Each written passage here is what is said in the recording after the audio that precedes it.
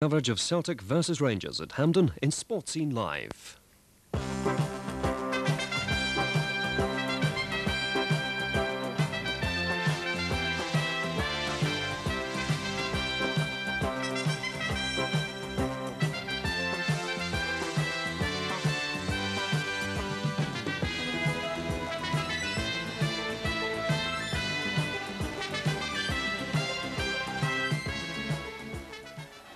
Hello, a very good afternoon to you from Hampden Park for the 1986 Skol Cup Final, and this our live coverage of yet another Old Firm Cup Final. Hampden Park itself alive as always with that unique Cup Final atmosphere, a sellout crowd of almost 75,000 and probably as many as 10, 15, maybe even 20,000 of you watching us from home who couldn't get tickets for today's match. This could easily have been the first 100,000 attendance in Scotland for many, many years. But Hampden Park these days holds just over 74,000, and all of these Rangers fans there and their Celtic counterparts at the other end looking forward to what is bound to be a marvellous final, which will of course be played to a finish. No draws, no replays, there will be extra time and if necessary penalties to decide not only the Skol Cup but the League Cup for 1986. The team news immediately is that Graham Souness will not play for Rangers. Cammy Fraser is in his place.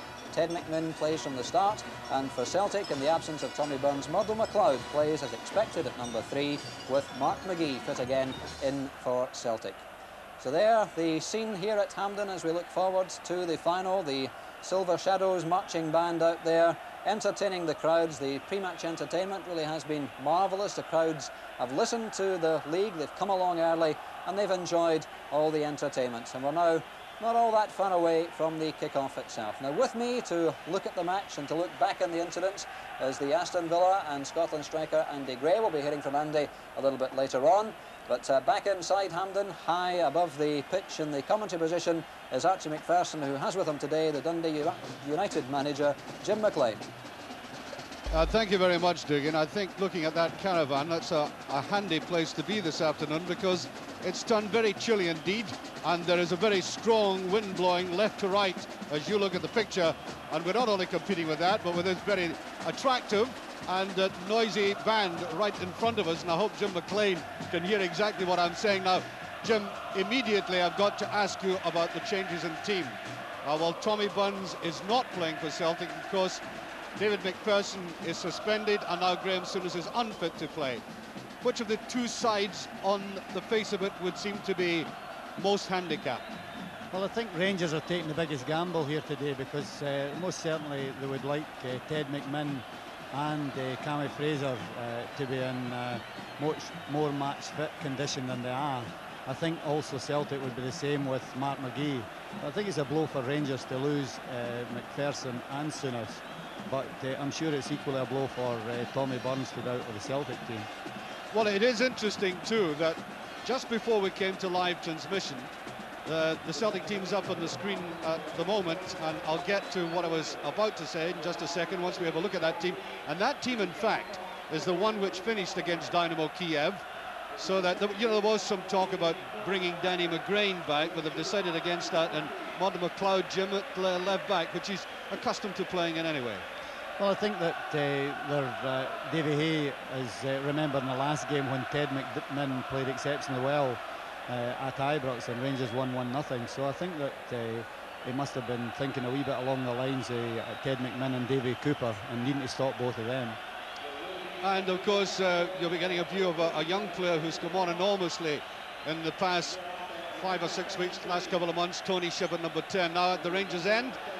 And we'll have a look at the Rangers team. Now, as I was about to say, it was astonishing to see Fraser being given almost a fitness test. He was out with Walter Smith, the Rangers assistant manager, and he was looking very carefully at the way that Cammy was stretching and so on. Now, we know that McMinn, back from injury, is not totally fit either. So, in a sense, Rangers have two players there that ideally would not be playing this game from the start. Well, that's obvious. I think that Rangers most certainly would have been far happier if Cammy Fraser and Ted McMinn had played a lot more often in recent weeks than they have. But I think also Mark McGee has been out through injury, so I would say that Rangers are more handicapped and have taken probably more of a gamble. But they've got 2 substitutes on the bench, very capable. Well, substitutions I think will also be very important in this game because, as Dougie said right at the start, it's played to its bitter end, if I could put it that way. It goes into extra time or to penalties, and frankly, I'm sure you'd agree with me, Jim, we don't want a game at Hampden Park finishing in penalty kicks. It's bad enough at any time. Well, one of the reasons I think that cup finals should definitely at least have one replay is that in football we need all the money we can generate into the game, and I think that it's the one game that it's ludicrous to think that we can't afford to have a replay in a cup final.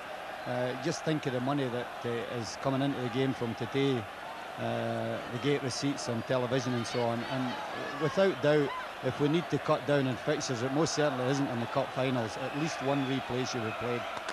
Well, I'm sure these supporters out there would heartily endorse that, and you know, I never tire of seeing that sight at Hampden Park at both ends.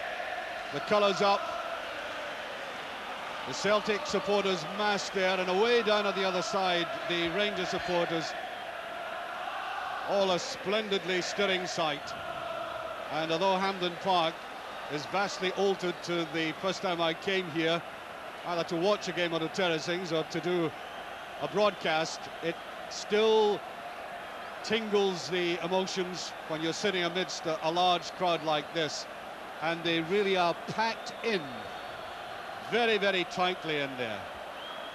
I can assure all my friends, or some newly discovered friends, that I honestly didn't have many tickets for this game, and our phone's been going on and off over the past a month to find out if I get people tickets for it. There's been a huge demand, and the limitation, of course, of 74,000 set by the authorities on it. Whatever the case, the enthusiasm of both sets of supporters is quite undiminished. Having been around in a few places, I can tell you, I think without fear of contradiction, that they are the most loyal and vociferous supporters in the world, and they certainly make their impression on a game. Very little to choose between them if you were in a contest about how they can inspire the side. Rangers and Celtic players, to that extent, are always advantaged, and I've got a man sitting beside me who's got the rough end of that in many instances, even at Tannadice. I mean, Jim, if you had a support like 20, 30,000 falling out, with no disrespect to your own very loyal band of supporters, it does make a difference, doesn't it? I think that people outside the game don't realise the difference that it does make, especially when you're away from home. I think that when we're at Tannadice, then obviously our results are very good, and they're only good, in my opinion, because of the amount of supporters we have there. But I think that when we travel 90 minutes to most of our games, at least 90 minutes to most of our games in the West, it's very, very difficult and financially impossible for some of the supporters to travel. Right, now, I'm not going to ask you for a straightforward prediction, but there are obviously key areas or very important elements in this game.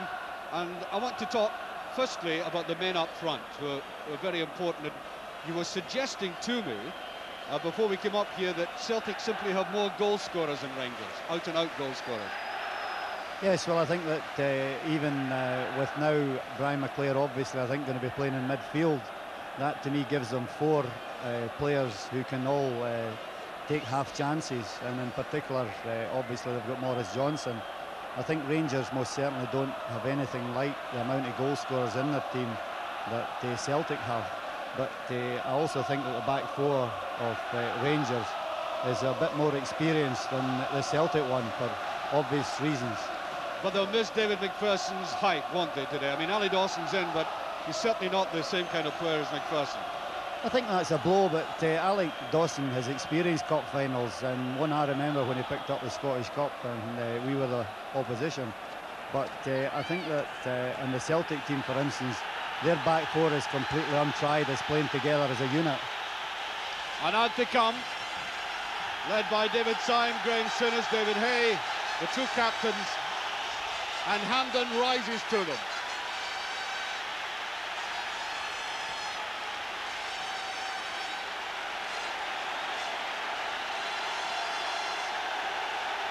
The fanfare by the sponsors, trumpeters, in this very meticulously arranged pre-match ritual of which Roy Aitken is highly accustomed. He is an inspirational character on a day like this. Now, David Hay is one of the most unflappable characters in the business. I mean, he was a very, very hard player, David. I'm sure a lot of people, many of his opponents would tell you about that. Hard but fair. As a manager, he's very, very subdued, almost laid back, and so, by the way, is Souness. Nothing seems to ruffle the pair of them. Although if they're human beings, I would think their insides are churning right at this moment. Ian Galletley, the president of the league, going down the line with Terry Butcher. The two chairmen of the clubs are there as well. John Payton and Jack McGinn, the newly appointed chairman of Celtic, with John Mackenzie of Allah Brewery Company, who are the sponsors of this event. And Jim Farry of the Scottish League, who's been right at the hub of all the organisation, and it takes an enormous organisation to get everything quite right. Now, the Celtic players.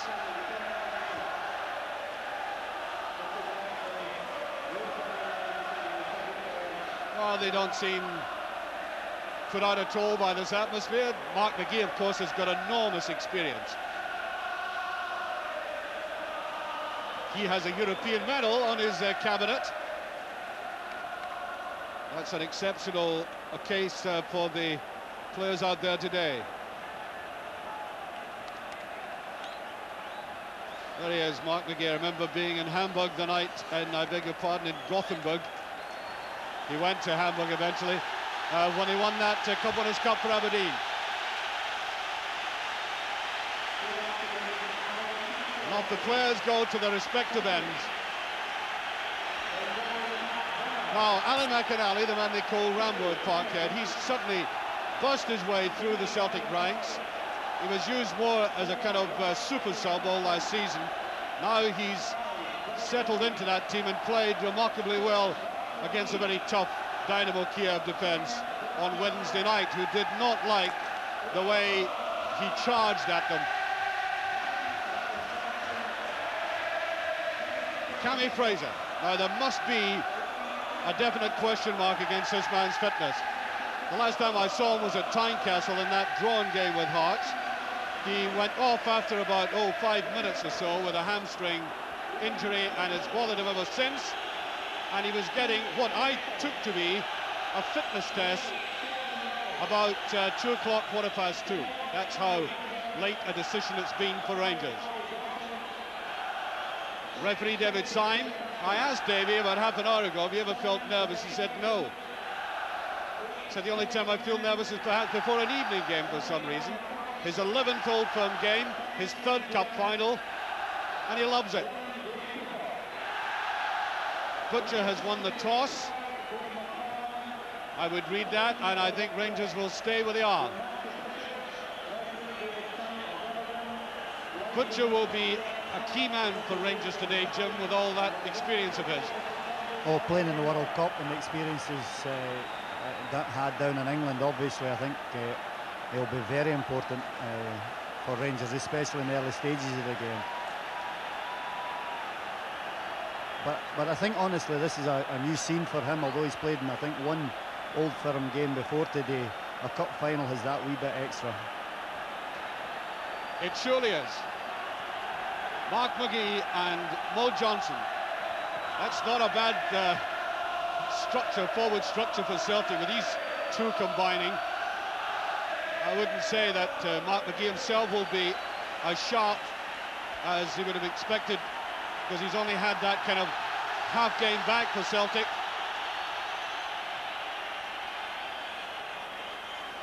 And there's Jimmy Nicholl, who's been one of Rangers' best players in the last month. The hoist, free kick, tackled there by young Derek White, who's now playing in the centre of defence for Celtic, starting off his left back.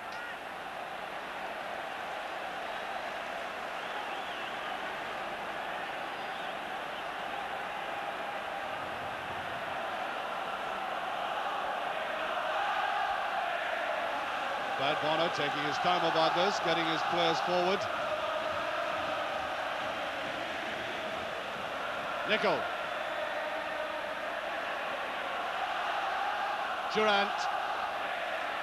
There's Grant. Aiken. Off Monroe, and Butcher is there. Butcher following Mark McGee. Free kick to Celtic.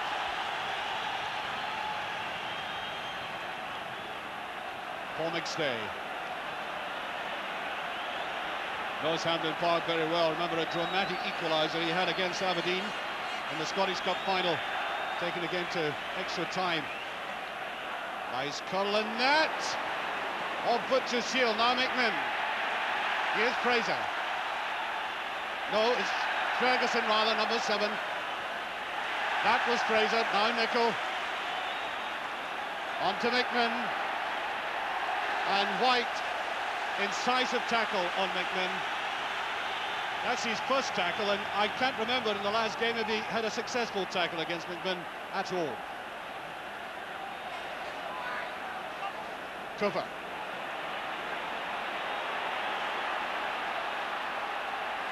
Cooper with his right foot, you see, it doesn't work as effectively as the left. McInally, the ball still in play though. Oh, a good play by McStay. Offside. Mo Johnston by about a couple of yards. A nice brisk start to this game though.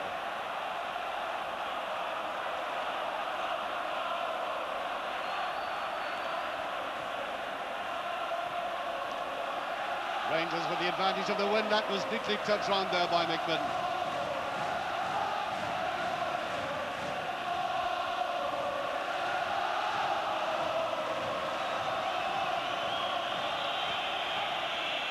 Monroe.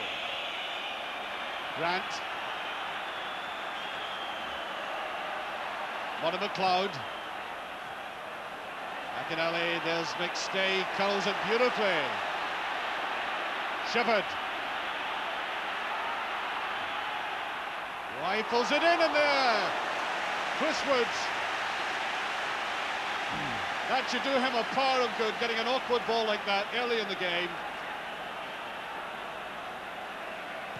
Young Tony Shepherd, as I said, has been having an excellent month with Celtic. Rangers goalkeeper really tested. McGee fouled, free kick.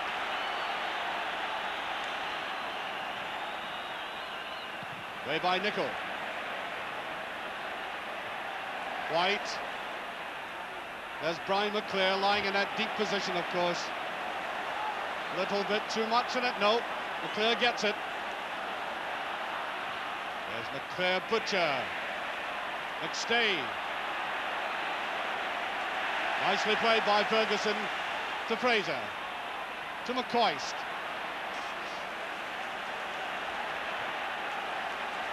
Meant for Cooper, and Grant picks it up. Good run by Grant. Referee rightly waving play on. Now McInally. Butcher beautifully tackles McInally. Cooper. Ferguson, the run forward there by McMinn. Away goes McMinn.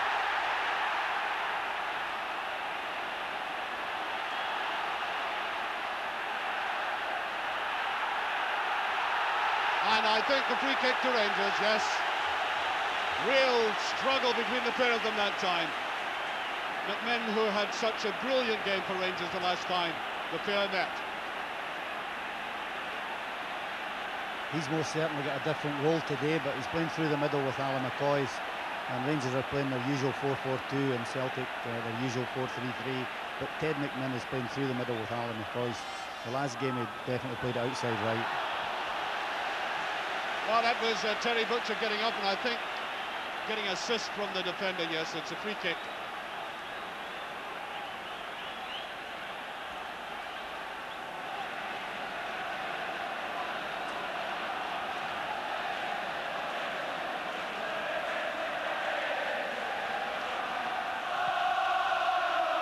Now, Fraser. McLeod. McStay. Nice reverse pass by McStay. And that should go back by Nicol. Rangers, though, looking a little bit frayed there down the middle. Fraser. Coist. Free kick, yes. White hammering in from the back. I'll stick my neck right on the chopping block and say at this minute that I think Celtic have most certainly started better than Rangers. They're getting plenty of players forward, as you expect with the system they're playing. Free kick to Rangers. Fraser, Nicol on the run. A little bit too obvious that. In goes Durant. There's Fraser. Durant. Little bit slow. Cumbersome. Now Johnston. McInally. Grant. There's McInally. He's looking very good. Now McStay. Huge space there. McClare. Oh, it's a dangerous one and brilliantly saved.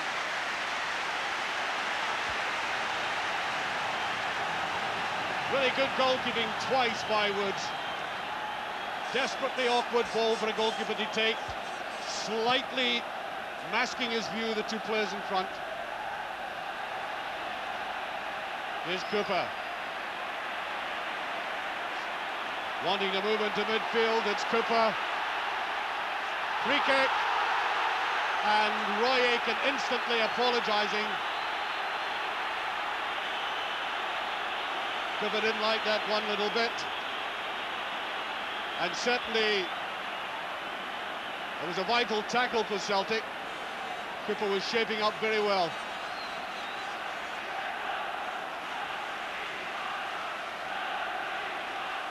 And I think Cooper himself may take this. Or Fraser. Fraser with a long one and it's a post.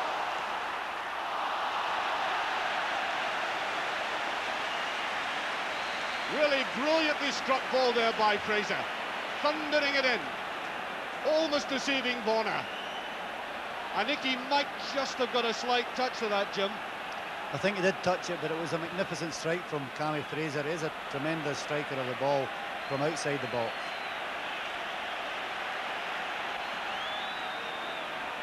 And showing how potent he can be in that area.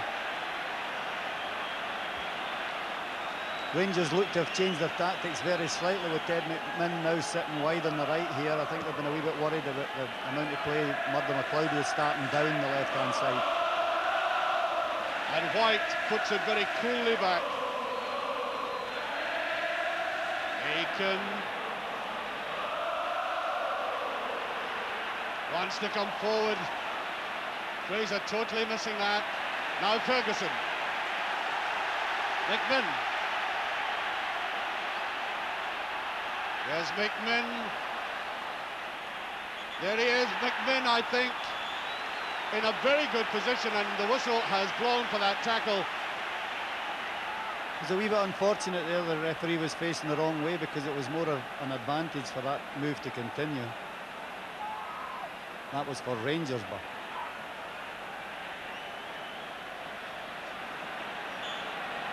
Fraser taking that free kick. There is Butcher up. Ali McCoist. He couldn't find any poise in that shot. Celtic were ridiculous there, very slow in picking up, and Butcher was completely free, and also as his header came across the box, Ali McCoist was left with a tremendous chance. And these are the chances that really should be put away in a cup final. Durant, Cooper. Oh, nice play there by Ferguson. It was now Cooper. Oh yes, a booking for that. Yes, referee will book Roy Aitken for that. And is getting a bit testy. The referee, David Syme, by the way, as we watch this foul, told me that he really likes to exert his authority immediately and feel the temperature of the game, whether the players respond to him or not. And I think somebody may be booked for talking back. And that is twice that Davy Cooper's had some rough treatment. At the end of it is a free kick.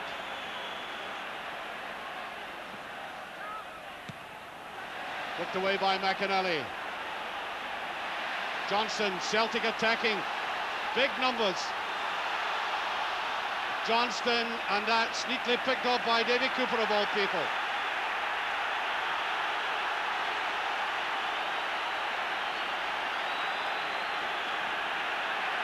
And there'll be a booking.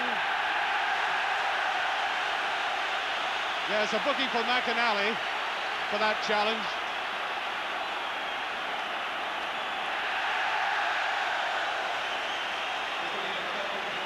Well, I would hope that this game doesn't get out of hand, because I think that on view today you've more of the best players in Scotland right at this moment, and I think it could be a tremendous advert for football.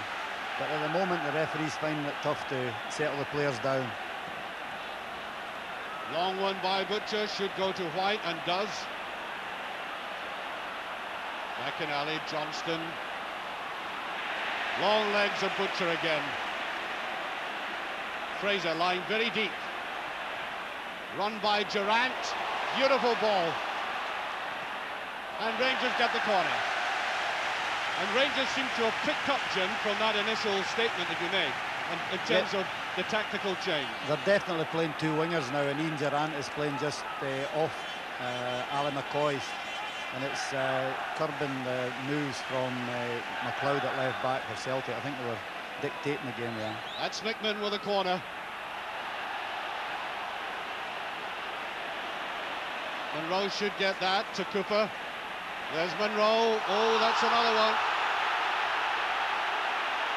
Surely a free kick. No.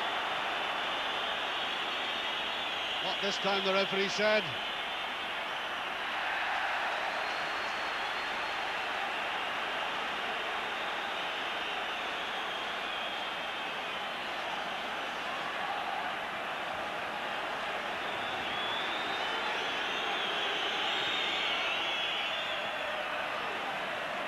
Butcher.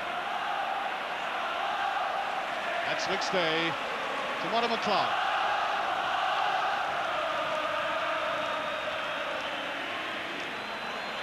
It's McLeod to White. No real test for Butcher, that one straight to him. Plays down the middle, but Wood should be there. I thought once or twice this season, Jim, that Woods had looked a little shaky for cross balls, but he seems to be playing very calmly today. I think earlier in the season both he and Terry Butcher found it difficult, because the game in Scotland is definitely a lot faster, and players don't get near enough time on the ball that they do down in England, in particular for Terry Butcher. But I think that Chris Woods definitely took time to settle as well. Warning there by Alan McCoy as to who the boss is. The determined face of David Syme, you saw. Roy Aitken to take this. Nicholl watching it, it is down, and a very good header down by McAnally. And this is where Rangers will certainly miss David McPherson.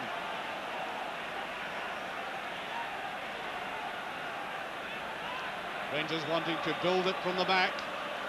Here's Fraser and Butcher.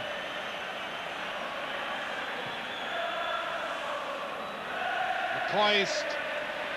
Beautiful play by White. McStay beginning to spray the passes about. Grant.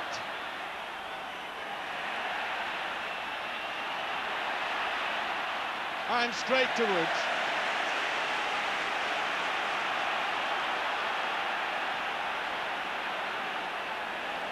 Durant. Cooper.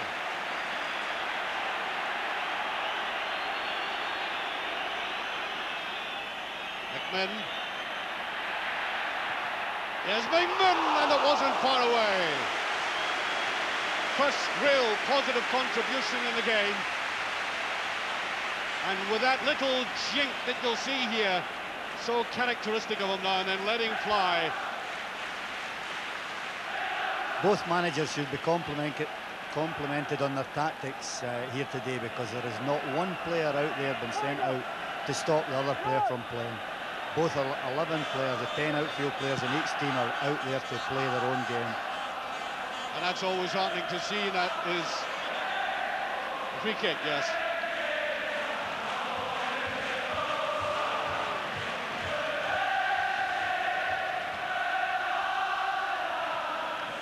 Aiken with it. Nicol just getting his head there. Fraser had all the time in the world, a very accurate pass. Durant, good play. Well, McCoy's was running through the middle and offside, and for some odd reason, McMinn refused to part with the ball. That was McInally coming in from the back, looking dangerous. McMinn. Free kick.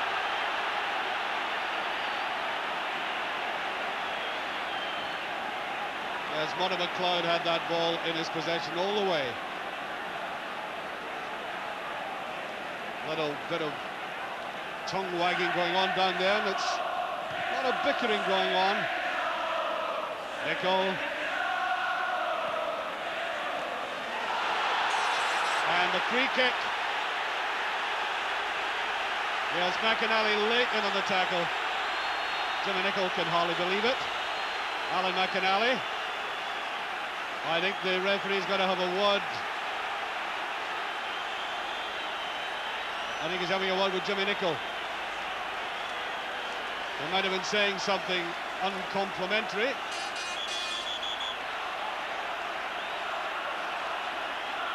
That it was hard enough. Now, if the referee, if David Simon's got to do what he intended to do and what he was talking about, he's really got to stamp his authority on this match.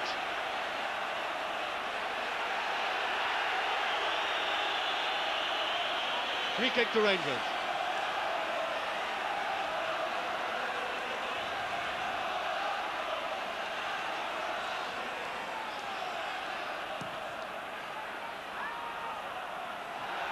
Looked like a push at the back, and Davy Cooper tries to go in, and it's flicked back by young Derek White. He's playing a very cool role there for Celtic in the middle for such a young man. Durant going hard at it in midfield, both sides. Two young players there together, Durant and the Celtic player Shepherd.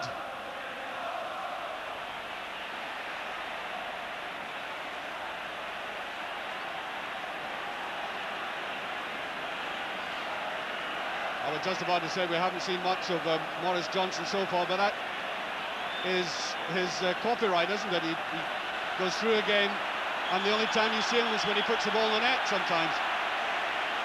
The greatest snatcher of goals in the business, no question about that. And it's a free kick to Celtic.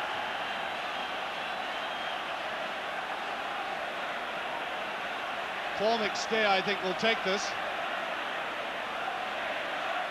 Cluster of players in that penalty area.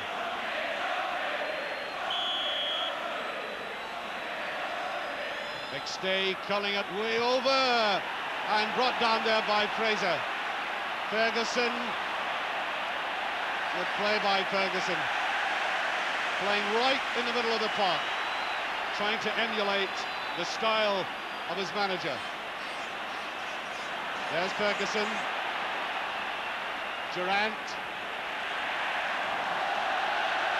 And McMinn didn't take off after that. I thought it was a perfectly reasonable pass by Ian Durant. Just kept in. Cooper.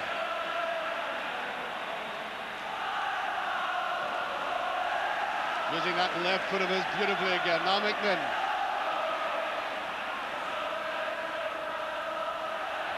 Beautiful play by Cooper again, trying to go around the outside and tackled superbly by Peter Grant. Jim was suggesting there's a lot of individual skill out there in the park today. There's another little reverse pass.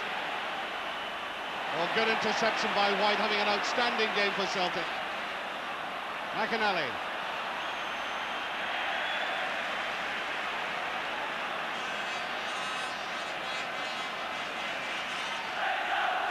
White, of course, Jim was a central defender when he came to Celtic, as I understand. That's definitely his best position. He was signed and played most of his early part of his career as a centre-half, and I think that's where Celtic always intended playing him.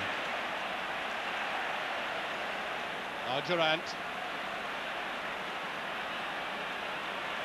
Ferguson. Here's Mickman.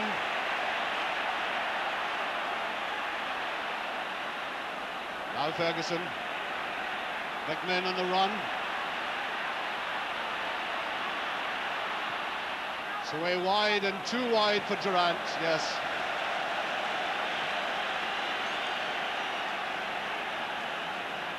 Ian Durant, the scorer of the only goal on the last occasion the two met at Ibrox.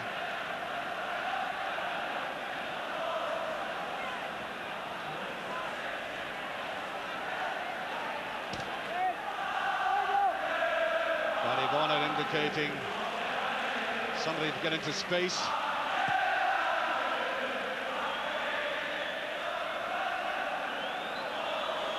Yes, I think Jimmy Nicholl was pushing into McGee. Nicholl, of course, an internationalist as well. And with Northern Ireland, he's been under some intense pressure around the world and played very, very well. There he is, very good defender. Leclerc, ball has gone over. Brian Leclerc is, some people think he's just as effective coming from deep positions, long runs of his. There's Fraser. Oh, that was a mistake. McInally going in. Looked like a hand was used, but the referee waves play on. And slight hesitancy in that Rangers defence, causing a flutter amongst the ranks and the terracings. Cooper just came off on Grant. Durant, fine tackle. Ferguson. Excellent play, switching it entirely. Cooper's in the inside. Here's Cooper. And they're bumping into one another.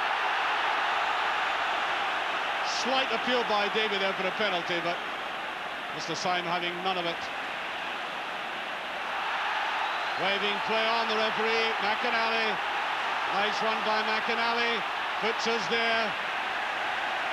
What an excellent game this is turning out to be. Sliding off Terry Butcher's foot. I like the fluctuation in the play now, Jim. Well, as I said earlier, both managers, there's not one bit of fear in either team, and they're going out there to win the game. It's when you get one team going out to not lose the match that it definitely takes away from the spectacle. And whatever the outcome, coming from a manager who's won a lot in the game himself and renowned as a tactician, at the end of the day, I think both managers will certainly earn the praise of many people for the way they've approached it. Oh, Durant looking a bit undignified. McStay. Handled, yes, free kick. Offside. And I think, in fact, the free kick will be retaken. I think he stole about 10 yards on that ball. Ball will have to be taken back.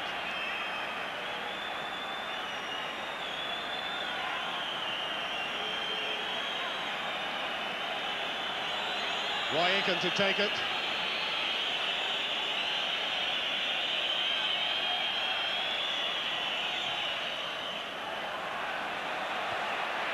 Well, Woods committed himself for the punch. Not all that effective. Fraser sending forward some lovely passes. Here's McCoist. Here's Durant. Brilliant move. It really was an intelligent move, that, Jim. It's a great early ball from Alan McCoist and a good run by Ian Durant, but a very poor finish.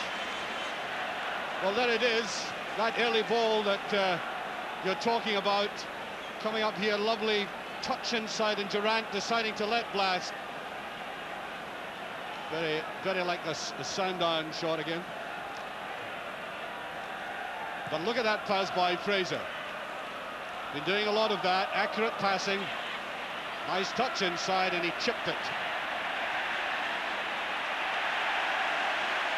That's an excellent ball. Durant had to cut back, though. Fraser a little bit slow that time. McGee.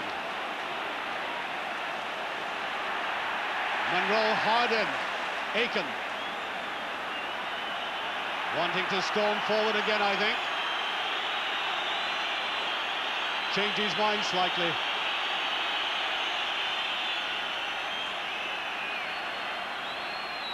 Next day. Grant, brilliant tackle. Cooper.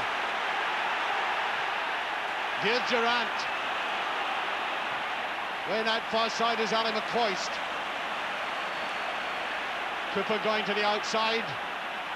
Here's McCoist.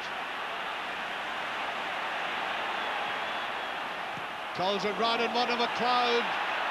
And the Celtic goalkeeper taking it easily. Not enough Rangers players in that penalty area for that ball. And White, in that last tackle, he received a knock. He just went off for a minor adjustment and back on now.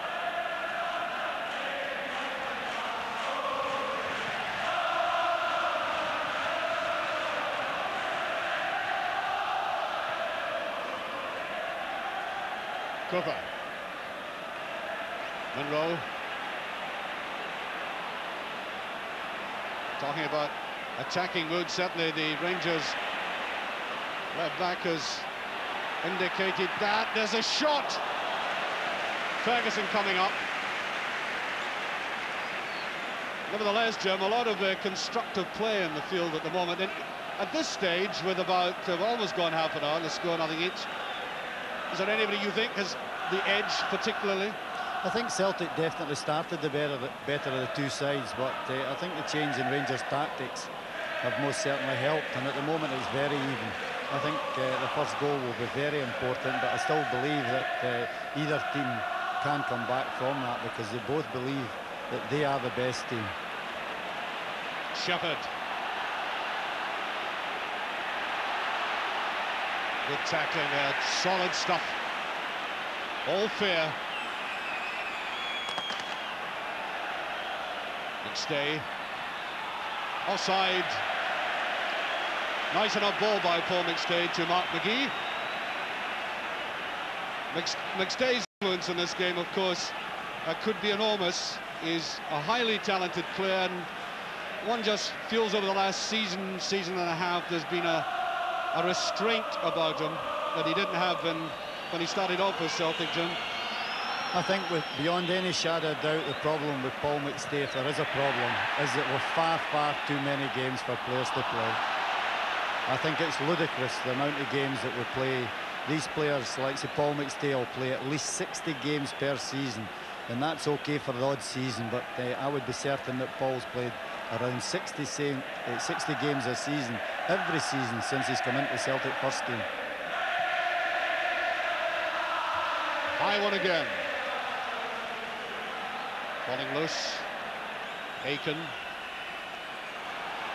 Straight through to Woods. Woods was well out of his goal as that ball was floated towards his penalty area.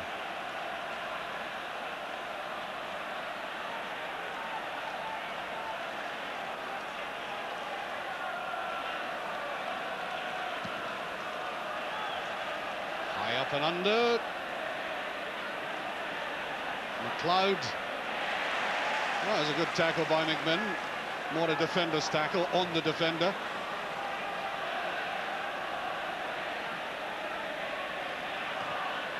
What McLeod, who will play his heart out, of course, for his club. Mistake there by Monroe. That's McGee. There's the header, and Woods decides he wants to hold the ball. I think that was going fast in any case. Certainly the Rangers goalkeeper has looked in the mood today, very sharp. And he decided that header by McClare was not going to go over the line anyway.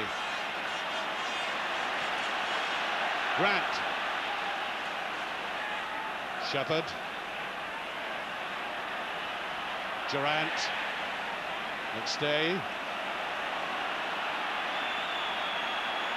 Grant trying to find the opening and labouring it.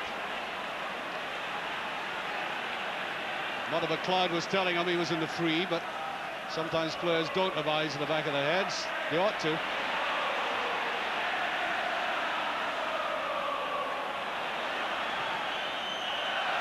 No, Wickey's won by Mo Johnson. Well, I suppose in the international, for example, Jim, in Dublin, the Scottish strikers were criticised, but they didn't get very much service, it seemed to me. But he's not had all that much service in this game so far. Even Andy Gray, who scored quite a few goals for us, needed to get the crosses, and I think that the service that the strikers are getting in the modern game it's extremely difficult for players to continually score goals, and it's almost impossible if you're not getting good service. And that wasn't good service there. Goalkeeper's ball all the way. Nicely set up too. There were Celtic players charging in on that. It was just too long. Durant. Coist. Easily touched back.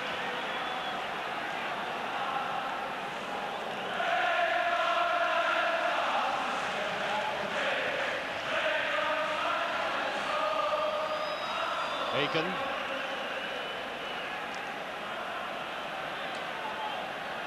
Terry Butcher trying to organise the line for his defence. He was just out of picture there, but there he is. Alan McInally didn't quite get that one. Long and hard.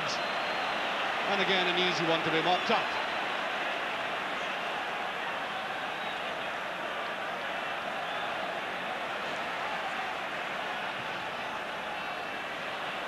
Well, Terry Butcher's normally very good with that left foot of his. Accuracy of passing.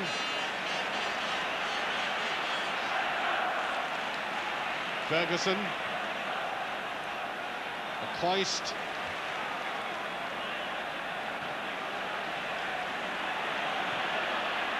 There's McCoist. Derek Ferguson, and that was too obvious. Picked up by Tony Shepherd.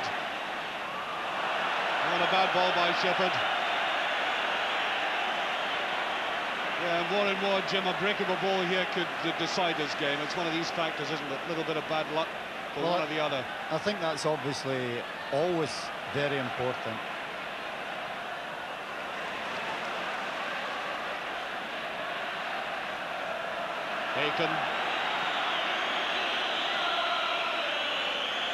Aiken screaming at somebody there. I think it was Peter Grant, I think, trying to get away from a marker. Nobody was coming towards Aiken.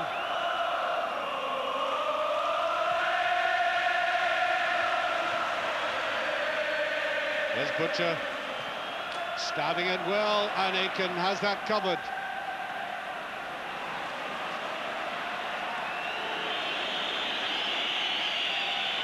Ten minutes to half time.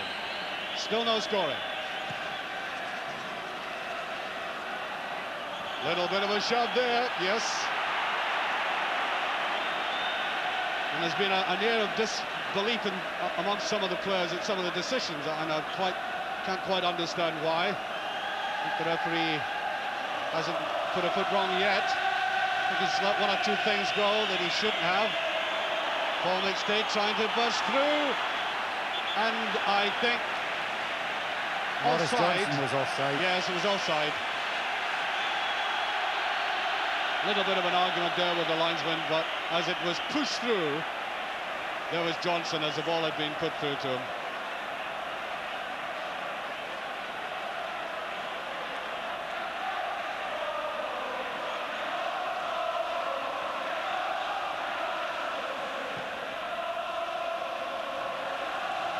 Aiken, tower of strength again.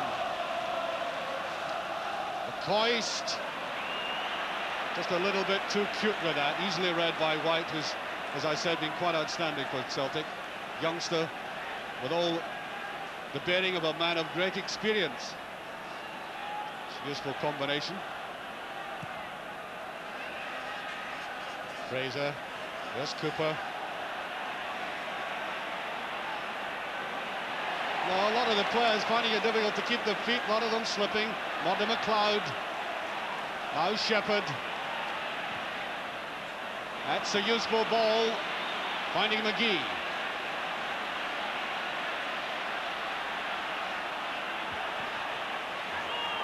Mighty one, and the way down, and there is a shot. Paul McStay, no weight behind it. I think he might have been slightly surprised that he got that. He was just looking a bit static as the ball broke down towards him. Yeah, well, it was obviously put to him by the Rangers player. They have surprised him. Free kick. And Ted McMinn looks in that crumpled heap there. Looks like he's really in some pain. He recovered, as you probably know, from a fractured foot injury, and well, he's recovered quickly enough there. The Tin Man, they call him, for obvious reasons. Oh, bad ball by Fraser Ferguson, and offside given, I think. Yes, I make it about 7 minutes to half time.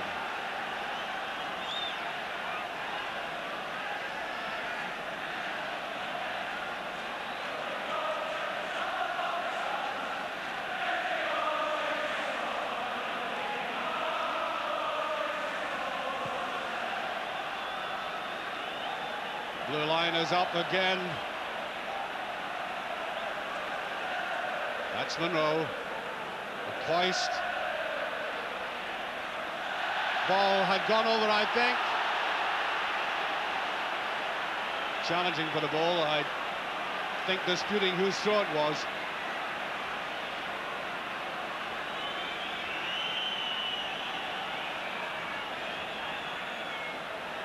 Determined look about Roy Aiken, and he looks to be having a quiet word with the referee, and he's silly after being booked. Always dangerous, dissent of any kind. Hooked away by Ali Dawson. Aiken. Here's Durant. Aiken should have that covered, but it's a slack ball. Now Cooper. Oh, great tackle by White. Quite outstanding for Celtic. That's 2 interceptions that Derek White have made in the game so far, and both of them absolutely magnificent.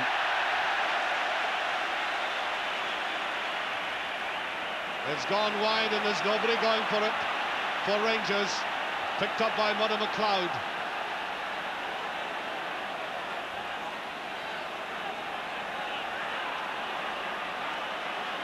White.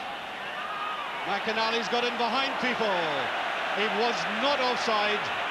Looked very quickly over to the linesman. Terry Butcher wasn't happy about that, but it was a chance for McInally.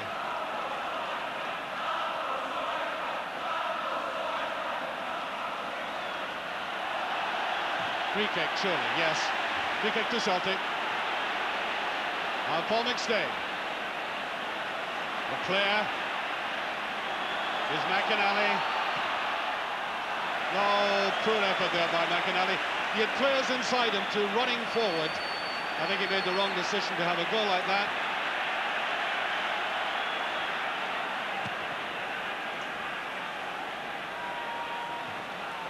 Well, Oliver McCoy's definitely getting a set to, but no pressure in the Celtic defence. Roy Aitken had all of 20 yards to play with there, standing well behind Rangers attackers. Butcher, McStay picked it up very well indeed. And Jimmy Nicholl using the old heat, not being ruffled. Fraser.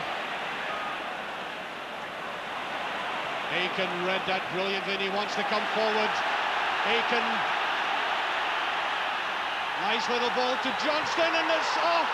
Now McGee brilliantly saved and whipped away. Up comes Shepherd. And now Rangers on the counter-attack. What a marvellous bit of football. Cooper. One of a cloud picks him off now. Great run there originally by Aiken. Superb finishing pass. Almost put away by Johnston. And really, for the first time in the game, Celtic did look menacing. Jim? I think the goalkeeper actually touched that one onto the post, and if so, it was a magnificent save. But the extra defender with Roy Aitken coming from the back. Terrific pass here. No, I don't think the goalie got a touch. He certainly got it there, all right. That mattered too. One of the best moves in the game.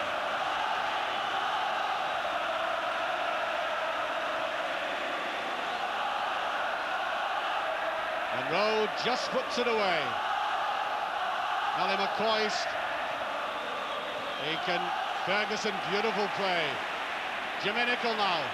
Nicholl for Rangers. To Cooper.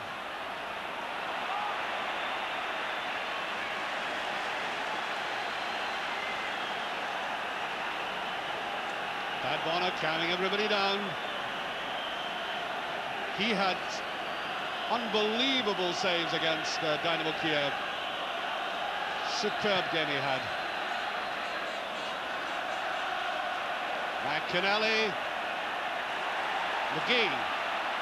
Monroe goes with him. Celtic now looking very promising, but crowded out. Here's McGee. And the corner kick. The Rangers defence on the right there. And this is where they'll be put to the test, and how valuable the experience of men like Nicholl will be. As we approach half-time, there's only a minute and a half on our watch of official time of this first half. It's the looking one, and it's just over. McInally. Either McInally or White got that final touch. Let's have a look. Up they went, and it was White, I think, yes.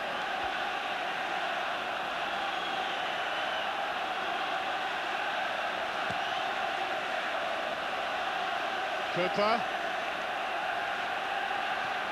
Put away by White. Maurice Johnston. Another good period for Celtic this. How vital it would be for either side to get a goal at this stage. And he curls it round again.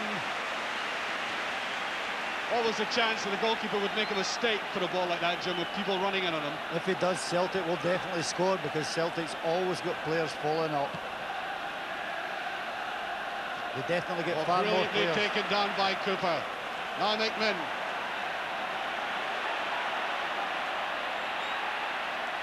Rangers will get the corner for that. Celtic always get far more players in the box than Rangers are so far this game. And Davy Cooper will take this. Pat Bonner defending the goal with the Celtic support massing behind him. Cooper to take this.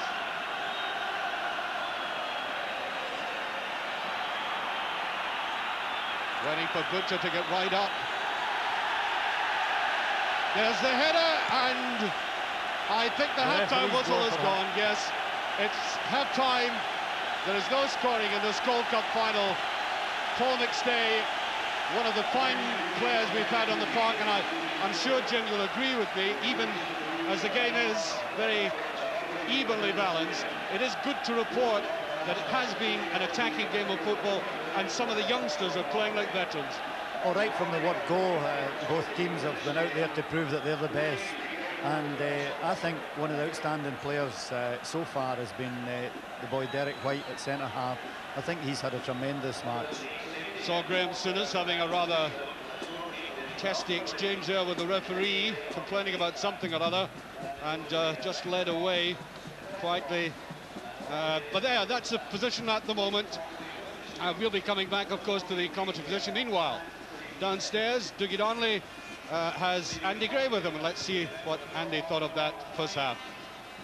Yes, out here in the relative cam of our studio at the back of the main stand. That was a marvellous first half, obviously, Andy. What's your impressions on the first 45 minutes? I thought the way the game started was unbelievable, Dougie. I mean, for a cup final, you expect people to be a little bit tentative, maybe a little bit nervous. There's so many young lads out there playing today, and you'd have thought they'd maybe take a little time to see how the game was going. But both teams have got straight at it. As Jim McLean said, there hasn't been a negative thought in any player's mind. It's all been positive. Get forward, let's try and win this game. We want to show we're the best. And, you know, we've been sitting here and thoroughly enjoyed it. I wish we were only out there in the ground, that's the only thing. But I've thoroughly enjoyed the game. It's been a great advert again for Scottish football. Which is a great thing, because there are something like 40 million people going to see this game from throughout Europe and South America and the Middle East. And as you say, a great advert for the game. And I think a good point you made, Andy, that there's so many youngsters out there. Derek White, Jim McLean mentioned, he's 18, he's only just 18, and he looks as if he's been playing cup finals all his life. That's right. Derek's had a tremendous game. He's made a couple of tremendous interceptions, and I'm sure he'll be delighted, because I think if in the last game he had a bit of a poor game against Ted McMahon, but today he's been absolutely outstanding at the heart of the Celtic defence and made 2 excellent interceptions. The boy Ferguson as well, I've been very impressed by him in midfield, and the little boy Ian Durant. Again, 2 young kids that have done very, very well. I think probably the only youngster, the little boy Shepherd, has taken some time to get into the game, but I'm sure he'll benefit now from having 45 minutes under his belt. Yeah. It was a funny sort of first half, because it was all Celtic in the opening 10 minutes, then Rangers had a very good spell for maybe 20 minutes, 25 minutes, and towards the end it was Celtic that were doing all the pressing. As Jim said, it's balanced on a knife edge. Celtic started tremendously well, and we thought, well, they're going to do something here. Rangers got hold of the game for 10-15 minutes and had a couple of good chances, and then Celtic have finished the game, the first half, tremendously well, and could have gone 1-up. Well, let's take a look at 1 or 2 of the incidents from that first half then, and of course there were 2 incidents of the ball striking the woodwork, 1 for each side. The first of those was Cammy Fraser's shot from the free kick, which hit the post early on, and what a shot it was too. Yeah, everyone knows how good Cammy is, I think, striking the ball from these distances, and Celtic must have known it, and he's no fears. He goes up. It's a great shot. I don't know whether Pat Bonner got a touch, and I think Alan McCoy still probably think he should have done a little bit better, but a tremendous strike from Cammy, and anywhere in that range, and he's going to have a go. Now he, of course, is in not match fit, possibly, because he's not had a game. He's been injured. He's looked all right. He's looked all right, hasn't he, for somebody whose fitness was in a little bit of doubt. Yeah. Do you think Rangers are missing Graham Souness, Andy? I think anyone with Graham's ability you're going to miss, and I think Rangers have missed him. But as I said, I've been very impressed with the 2 boys in midfield, like Ferguson and Durant, and that's probably cushioned the blow a little bit. But they definitely miss someone like with Graham's ability, and I think as the game goes on, if it's still 0-0, the longer the game goes on, then the missing Souness influence will come in even more to the fore then, I think. Ted McMahon, he was the star man, and the last time you were up, Andy, for the league match at Ibrox, which Rangers won, and he gave Derek White a bit of a roasting that day. But today he's not been quite so effective, largely due to the fact Murdo McLeod's played him so well. We'll maybe ask you about that in a second. But he did have 1 great shot from about 25 yards out, which only just slipped past the post. Yeah, this is what he's capable of, Ted, isn't it?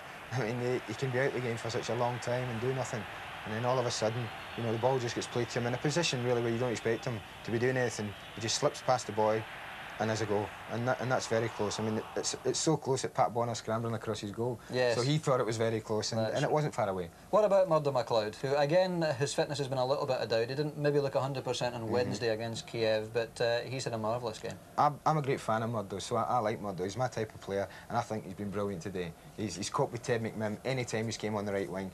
So much so that Ted's wandering about, actually. He's not particularly holding this right side, which he did so well in the Old Firm game at Ibrox. He's wandering in the field, and I'm sure it's purely because he thinks he's not going to get much change out of Murdo. And Murdo's had a tremendous game, in my opinion, anyway.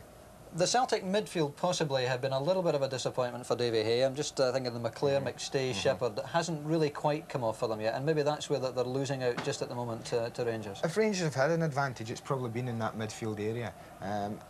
But Paul McStay now, near the end of the last 10 minutes, has got himself more into the game. I thought he was very quiet early on, But the more the game's gone on, the more influence he's taken on in the game. And in the last 10 minutes, he even, Paul himself, could even probably have scored late on there in the first half, and he had that snapshot. But he's taken more control of the midfield, and you probably see a lot tighter midfield from Celtic second half. Right. Well, the one incident which I think possibly came closest of all to giving us a goal in that first half was at the moment when Big Roy Aitken came charging forward and caused all sorts of havoc. He maybe would be looking to do that more often in the second half, Andy. I was surprised that Roy didn't look to do that more often in the first half. You know, he's got the ability to do it, and he busts forward here and slips a tremendous... Mo holds his run brilliantly here, tells him where he wants it. And that's a great finish. It's so unfortunate. It's a tremendous finish. But to be fair, Chris Woods has done tremendously well at the second attempt there when I think it was Mark McGee had the shot. But that's typical Mo Johnston. He's had a quiet game, I think. Archie was saying how he hasn't been in the game much, and he can just pop up, and before you know it, you're one down. And that's very, very typical of him. But I think if Celtic are going to go at Rangers, I think they can do it with Roy Aitken, strangely enough. He's got the ability to go forward and let Derek White sit there and mark Ali McCoist. And I think, you know, just in that one instant, it showed how important it can be, and it just might win a cup final for them. That's right. But it's great. I mean, again, we can't talk enough how good the cup final is, about people going forward and wanting to win it. I've thoroughly enjoyed it. That's, I think, a significant fact, the Roy Aitken coming forward, Andy, because in the semi-final he did it against Motherwell here, scored an absolutely classic goal, rounded it off himself in exactly that type of run. And as you said, there's no one actually playing on him. There only is McCoist going through the middle at this stage, so maybe he's going to have the room to come up and do that. I think he will do, and I was surprised that he's left it so late in the first half before he's taken it on himself to go forward, break forward. But I think that'll have given him confidence to think, well, wait a minute, I'm going to have a little go at this second half. I might just get something here. And I think he probably will burst forward a bit more second half. I'm sure Davy Hay will be telling him, listen, Roy, if you get a chance, go on. Let's see a bit more of that. Let's see a little bit more of Derek White, Andy, because I think we've all been very impressed with Derek White. And his timing in the tackle has been very impressive this afternoon. Now, this is an example here. Yeah, for a very young lad, I mean, he's got a bit of stature about him. And I think this is Davy Cooper goes on a tremendous run. And if he beats Derek here, he's in. You know, he's right through. If you look there, he's right through. But he's timed the tackle to perfection, and that must have given him tremendous confidence. You know, for a young lad, he's dived in, but he hasn't. You know, and he's gone on his backside, if you like. And if he gets past him, then he's right through. But he's timed it to perfection. And Celtic have come away with the ball. Great tackle. We've had a couple of bookings, Andy. Roy Aitken and Big Alan McInally for reasonably innocuous fouls, both early on, and I think a word of praise to referee Davy Syme for nipping it in the bud. I think Davy Syme said to himself when I got out there, if there's any nonsense early on, I'm booking. No matter who it is, I'm booking him. And I'm going to show that I'm the boss here. And I think the referee's done particularly well. I know Roy will feel he's a bit aggrieved at nothing tackles, and probably Alan McInally as well. But it's significant that they're the only two. Very early in the game, he's only booked to two. The rest of the players, I think, have responded from that. And he said, well, let's go on with the game. He's letting it flow. It's not me. The game's what everybody wants to see, not me booking players. So he's stamped his authority early on, and the game's gone and taken over now. Right. So there we are at half-time then. It's no scoring. I wonder just in the two dressing rooms just now, Andy, whether either manager's contemplating any changes either in the way the game's being played, maybe bringing on some substitutes. I mean, Rangers have got two youngsters really, Robert Fleck, who's been in goal-scoring form, David McFarlane, the youngster as well. Celtic with Willie McStay on the bench as well. Any changes? One can never tell in football dressing rooms what's happening at half-time, but at the risk of sticking my neck out and getting it shut off, I would be surprised if there's any changes this early in the game. You know, especially with it having to be decided today, Dougie, with extra time and possibly penalties. I think both Davy Hay and Graham Souness will maybe hold back the substitutes to a little bit later on in the game when they say, like, maybe bring the boy Fleck on, Graham, if he feels he's got to get back in it, I've got to go and win it. And I think it's just a little bit early now. I'd be surprised, actually, if they bring on any substitution, unless, of course, someone's carrying an injury, of course. Right. Well, I think we all said before the game we hoped that this Skull Cup final wasn't going to be settled in penalties. It's a kind of unsatisfactory way to win a trophy. But the way it's going, it could very well go that far. It could well be. It could well be. I think both managers have come out and says, listen, we don't want it to go to penalties. I think the players have responded and they're saying, we don't want it to go to penalties. It's totally unsatisfactory. And they said, let's get a winner within either the 90 minutes or the extra time. And let's hope that we do get a winner within that period. Be a brave man that chose which end it would come at. I certainly wouldn't choose it. Me neither. Let's look for some more action in the second half as we've enjoyed in the first half. Marvellous cup final. Let's go back out again and savour some of the atmosphere as the team's prepared to come out for that second half. Once again with Jim McLean and Archie McPherson. Thank you, Dougie. As always, for an Old Firm game, we have people coming from all over the world, and would you believe, having a cup of tea with some friends in a local hostelry just before we came across here. I actually met a gentleman who's a member of the Falklands Islands branch of the Celtic Supporters Association. I also know people who've flown in to support Rangers from Canada, from Toronto. Might very well be sitting or standing in there in the traditional Rangers end. That is the kind of following that these two clubs attract. It is always marvellous, as I said, for a Rangers player to know that you have that kind of affiliation by so many people around the world. No matter where I've gone in football business, I've always bumped into Rangers and Celtic supporters all over the place. And Roy Aitken leading out Celtic and heading down towards the Rangers end. And Celtic will have the benefit of a win. I'm just looking at the corner flags at the moment. I'm not sure if it's as strong as it was at the start. It doesn't seem to be, but of course Hampden is notorious for a swirl and for the sudden winds that blow up. But Rangers certainly had a distinct advantage with that wind in the first half. Well, Jim, I don't think Andy said anything that was inconsistent with how you've been analysing the game for us so far. Well, I think that that's probably the first time in 15 years that a player's ever agreed with my assessment of the game. But I think it's been an easy game to assess, actually, because I think there's been a lot of good players out there today. Interesting point that Andy made about substitutions and how it wouldn't come so early in the game.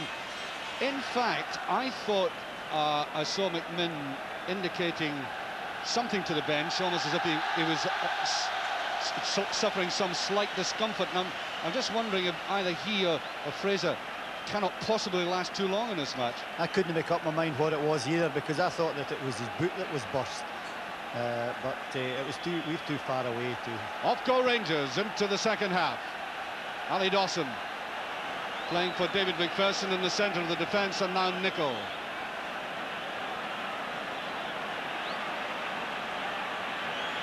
Both defences have looked extremely confident, of course. Just little glimpses, as I said, or as Andy reiterated what I said about Mo Johnson, who seems to go along in total obscurity and then suddenly flash into a game. That's why he's so good. There's a touch by him again. Now Monroe, who's had a very good first half for Rangers. Ali Dawson has looked very uncomfortable in there. Monroe, he's short with that.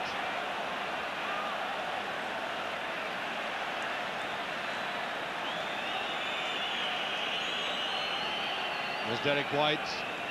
Been saying nice things and accurate things about this big youngster.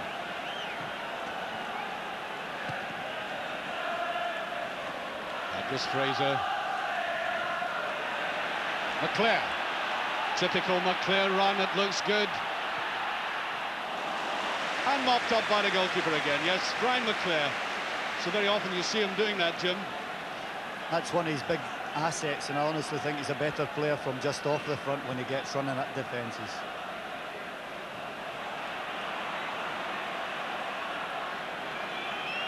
Sprightly start all the same by Celtic.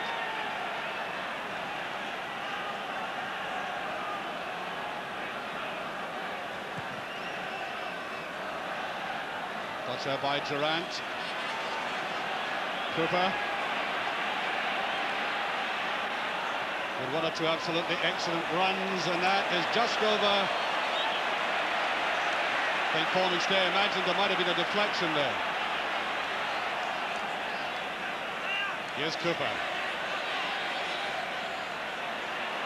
Grant comes away with that, and a foul by Cooper, yes. Free kick. Referees are put under unbelievable pressure with players know which way the throw has gone there. It's ridiculous of Paul McStay to actually try and get a throw in for Celtic there. They can now to take a backwards push free kick. There's Paul McStay, who, as Jim suggested, had an incredulous look on his face when the throw was given the other way. Well, I don't think he's anything like the worst in Scotland, but far too many players put pressure on the referee when they know there's no doubt about the way offences should go. Butcher stepping neatly, and now McMinn.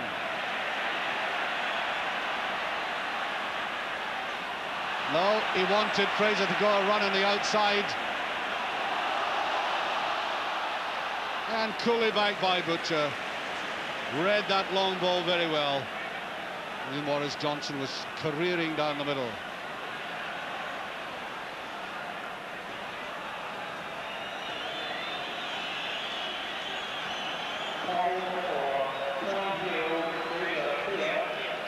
Butcher.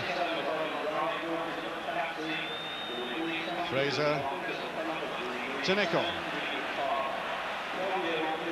Round the side it goes, and McMinn will never get that. Goal kick.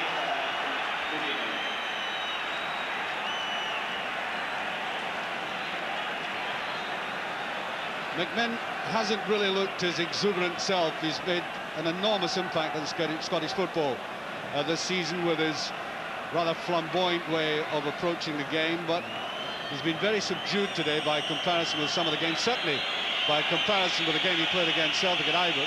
And oh dear, any longer there and it's hypothermia, I think, on a day like this. I don't know how he got up.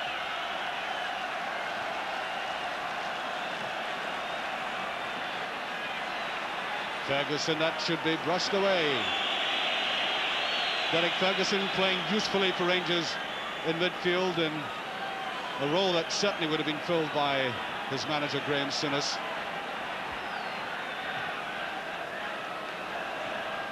Well, Ali Dawson, Jim, he got his head to that one. That was a more confident touch there by Dawson, and Ian Durrant rather bogged down in midfield for Rangers at the moment. McStay.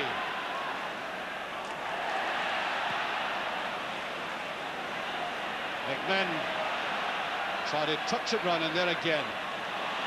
Youngster, Derek White, okay, the pass did go out, but he broke up the move. He's human after all, then.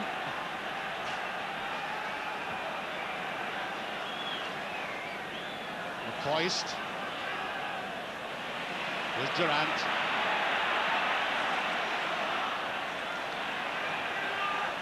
Fraser.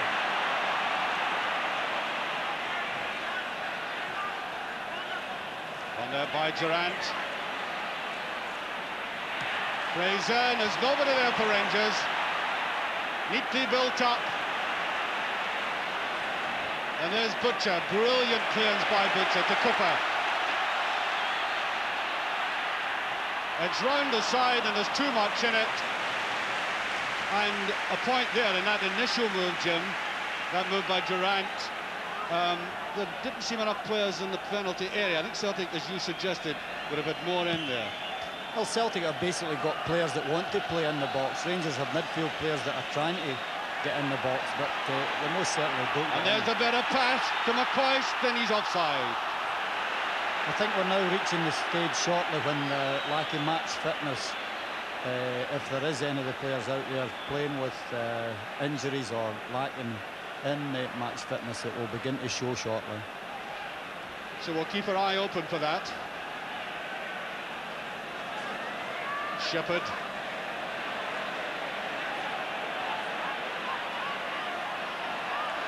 Asking somebody to come towards him. McStay. Aiken. Nice ball by Aiken. Shepherd. Oh, beautifully done there by Ferguson. By McCoist. Got away from his marker, but he couldn't make any ground at all. Here's Monroe to Butcher. McMinn is shaping to come in for this, but Murdo McLeod is there. McInally. Run by McInally. Here's McGee. Oh, and that's short, and it's just past, and I think what has been given, yes, a tackle on the goalkeeper. Free kick to Rangers. I think he had to go for the ball though, Jim, hadn't he? The referee's brilliant there, because some games, because the goalkeeper is injured, some referees may have booked Brian McClair there, but to me, he had to go for the ball. I think that everybody would reckon that Morris Johnson and Roy Aitken are always the most important players in the Celtic team, and I wouldn't disagree with that, but I would say that very close behind, Murdo McLeod and Brian McClair are very, very important to the manager. Because Murdo McLeod? Yes, because of the positions that these players both full for the club. Murdo McLeod, I'm sure they would be confident of playing him as sweeper, any of the two full-back positions and all the midfield positions. And then Brian McClare, you can pull him back into any of the midfield roles and you can push him up front. So no matter who gets injured, these players are adaptable and can move about and turn in tremendous performances in any of the positions we've mentioned. I think meanwhile the goalkeeper is slowly recovering. Little word there between Inez de Greenstunis, who went off a very angry man at the end of the first half, looking anxiously towards his goal mouth.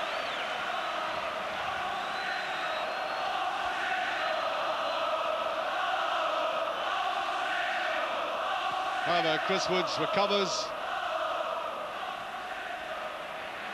There's McInally. Oh, nice little ball by Fraser. Good play by Rangers. That's Ferguson. Here's Cooper. Away he goes. No free kick. No, it's a good decision by the referee. That looked like a hand. Yes, it was. And that was that discomfort you were talking about. He wasn't quite sure how to go for that. Morris Johnson put pressure on him there tremendously.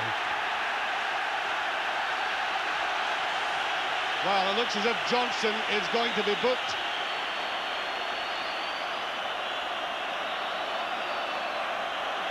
That's a third booking, all Celtic players. And there was a challenge in the hand, and I think it certainly must be something either for that tackle or something that was said. Anyway, free kick to Celtic.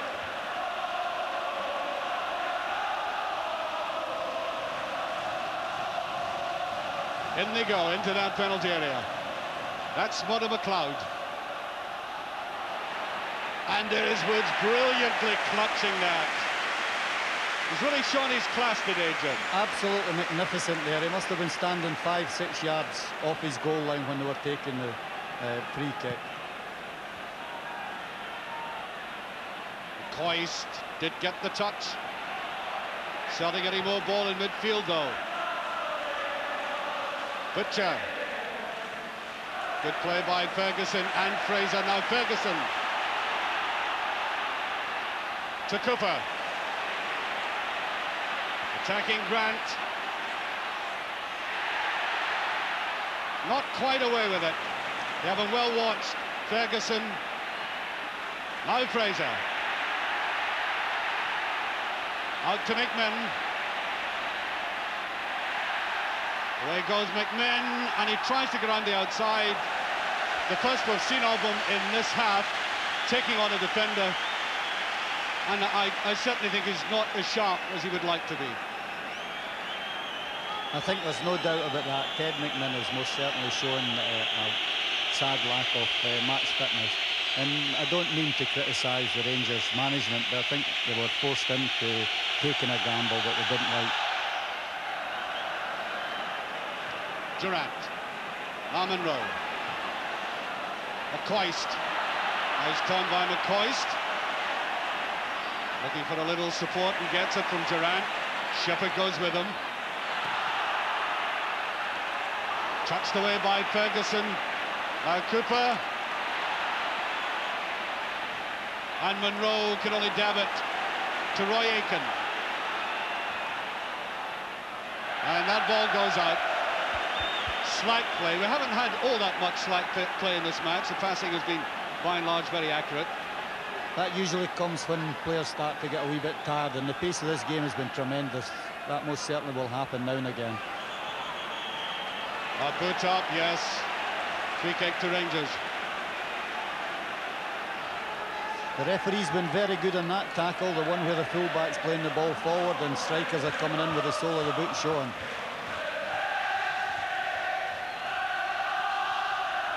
That's Butcher's free kick. Durant.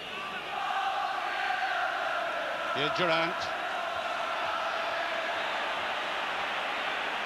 Away goes McGee. Oh, brilliant run by McGee. McInally after this with Nicol. It's Brian McClare, I think. Brian McClare, and I think a booking for Jimmy Nicholl.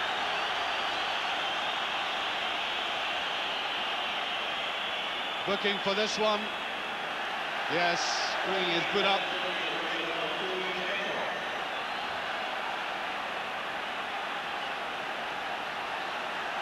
Now this could be very interesting. Free kick to Celtic. Modern McLeod. 14 minutes of the second half gone.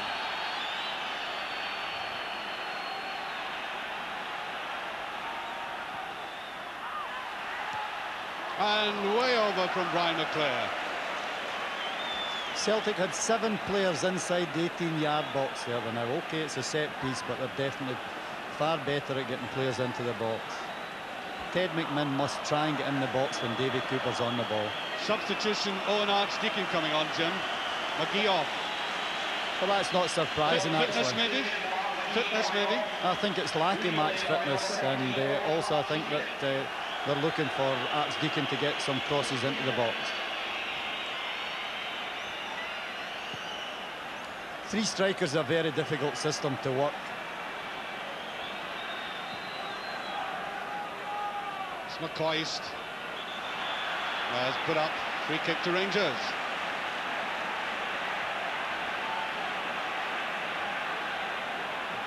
Fraser and Bonner.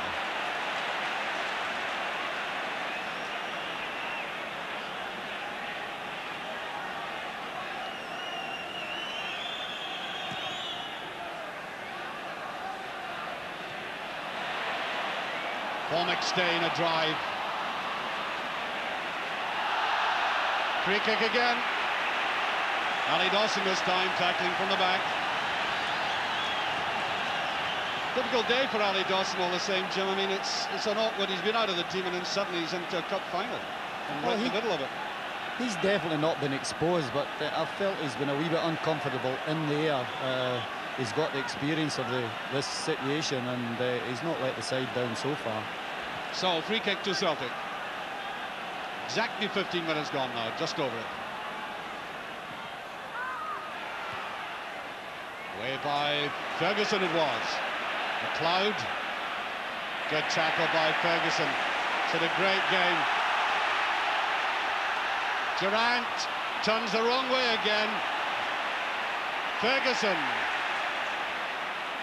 Jimmy Nicholl. And just off there. Now, that was an interesting break by Rangers of Durant. He seems to be turning back today a lot in a positive position. Cooper brought down, free kick. And Durant can be a useful player for Rangers, Jim. Well, he was so useful. In the last game, he scored the winner, and he actually had an exceptional game. He's obviously a young player who has had a tremendous season so far. And Davy Cooper's down there, and I think he may need some attention. Rangers will be hoping that he can obviously continue, because I definitely think McMinn and to a lesser extent Cammy Fraser will be, at least one of them should be probably substituted later in the game. Well, the referee is very reluctant to let him have treatment.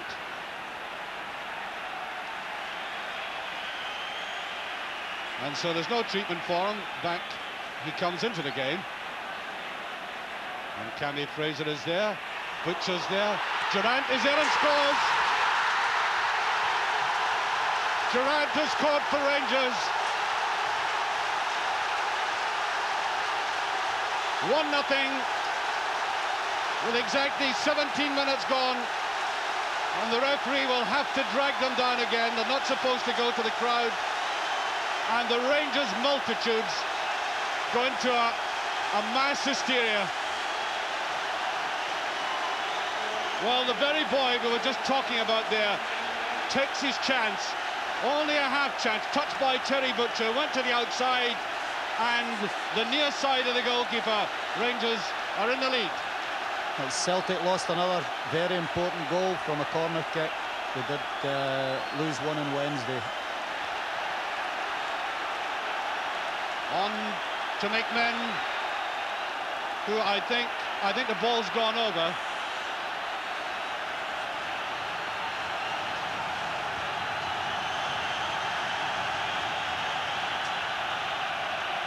Grant, Aiken. Well, you heard Andy Gray talking at half-time about how this man might cause Rangers problems coming forward, and that's what he's trying to do now. Now, can Celtic hit back immediately? They're famed for doing so. Aiken. Way to the side, McInally. Keeper should get it and does.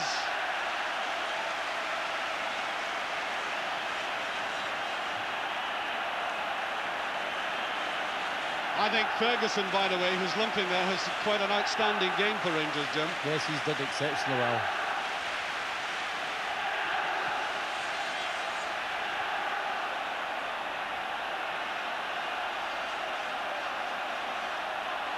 McInally hesitating, and the free kick given. And this could be interesting because Celtic have players that can hit the ball well from that area. This game is most certainly not over. Oh, certainly not. No indication of that because a team has gone in the lead.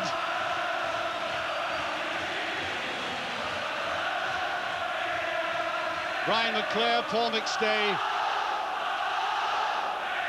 Modder McLeod scored a glorious goal in the League Cup final against Rangers. Here's Shepherd.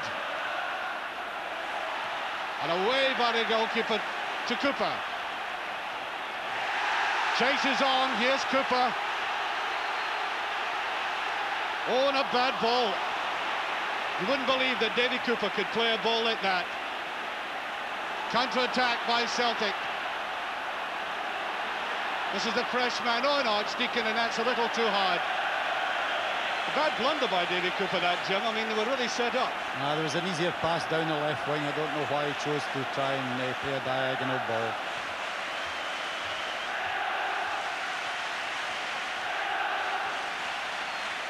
The difficulty for Rangers players now is to try and get another goal, because players subconsciously, I think, try and hold on to the lead they've got and allow the other team to take the initiative. Cooper. It's Brian McClare.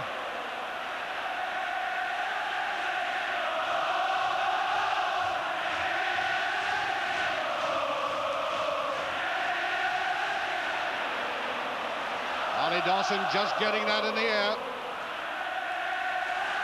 And Celtic putting Rangers under pressure. The attendance, by the way, just handed me is 74,219. Don't know how the other 219 got in. It's supposed to be 74,000. That's a good run by McStay. And a very good ball, and McInally, Archdeacon rather, got too much under it. And he's come on as a fresh player, fresh pair of legs. And he's made an immediate impact. Look at the position he got there. Free header. Nice touch to the side by McStay. Celtic need more of that from him, and there. Young Owen Archdeacon underneath it. Butcher to Cooper.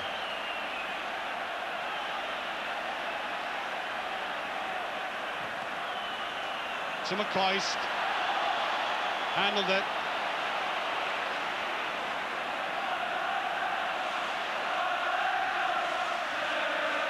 Ian Gerrard, of course, scored against Celtic the last time they played. Very wide. Oh, good tackle by Cooper. Sliding in. That's Peter Grant.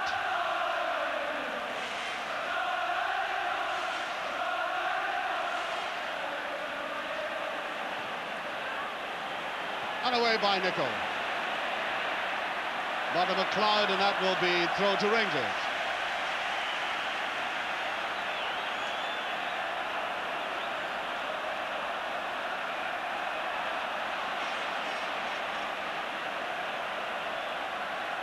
White just kept it in.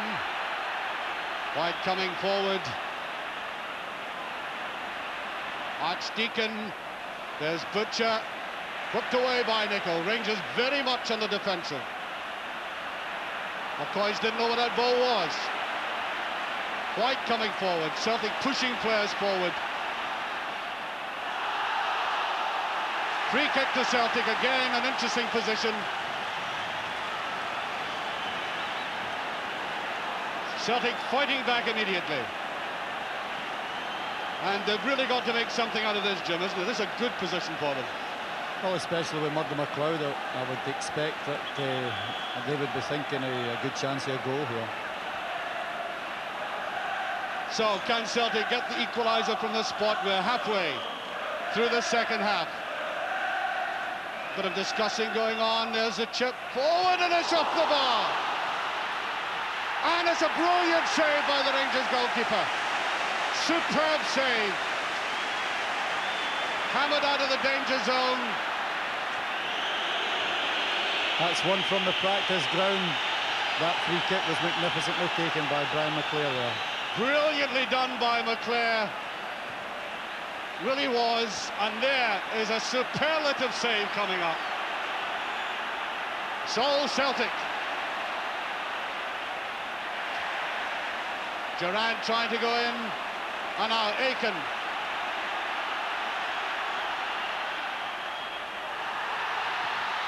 Edison, a brilliant equaliser. McClair. Superb strike by McClair.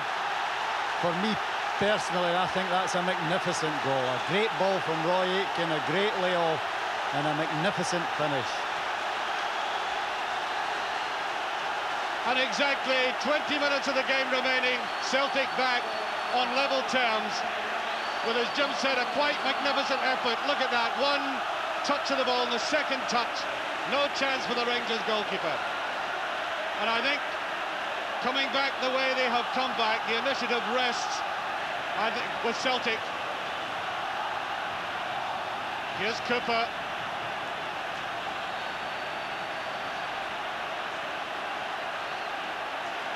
Celtic attacking again, Ali Dawson, now Cooper.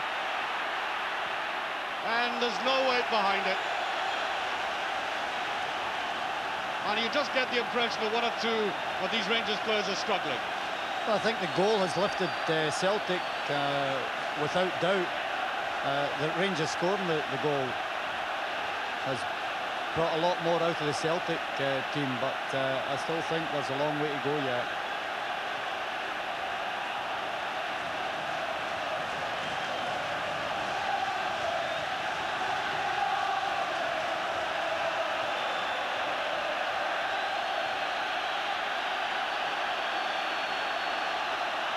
Celtic have definitely got their tails up now. I'd much rather be the Celtic manager at the moment than the Rangers one. There's Murdo McLeod. And well taken by Woods.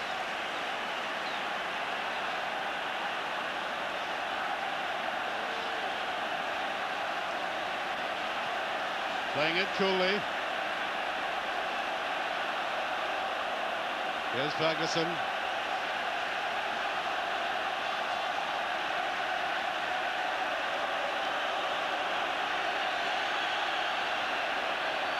Dawson.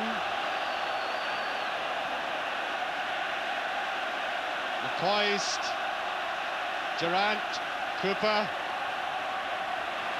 Here's Fraser. To McMinn. Whom we've hardly seen anything in this game. I think Rangers get the free kick out of that.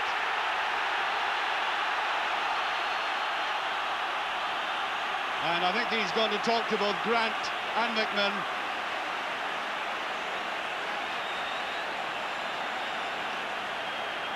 This was the actual tackle that was made.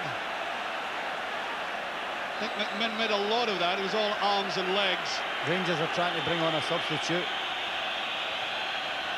Robert Fleck for Cammy Fraser, I think. No, I think it's McFarlane. Oh, yeah.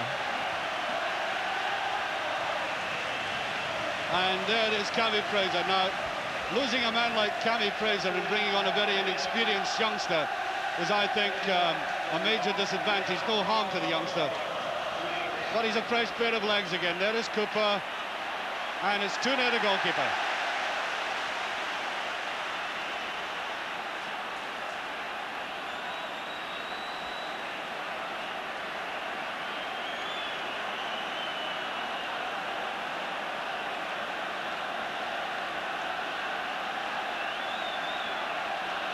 There's Cammy Fraser. Played his part. Certainly not fully fit. Bouncing the ball. Unkind. Owen Archdeacon, a good run by Owen Archdeacon. I think he's gone too far. Goal kick.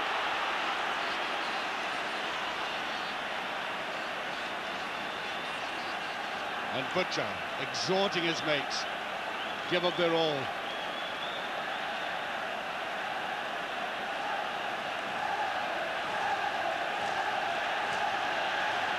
Well, the Celtic support have erupted into life again.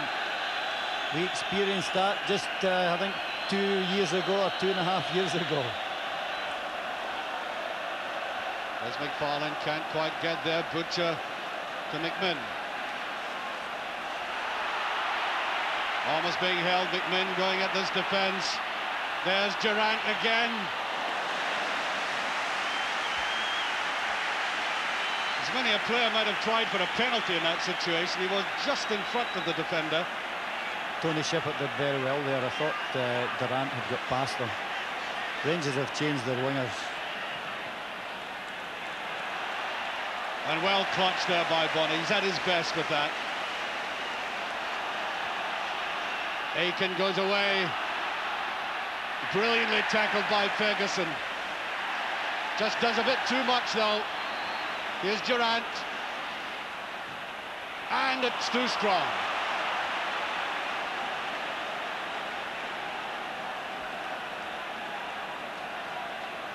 That's young David McFarlane who's on now. He's basically as a fullback.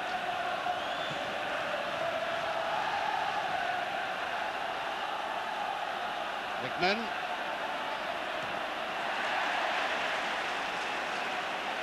Good tackle again by Grant. Not letting McMinn away with anything.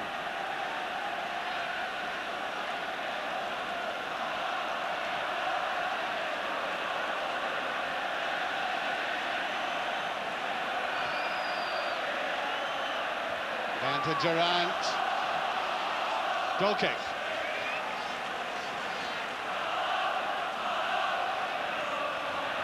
Would be slightly inclined to Celtic at this stage, Jim.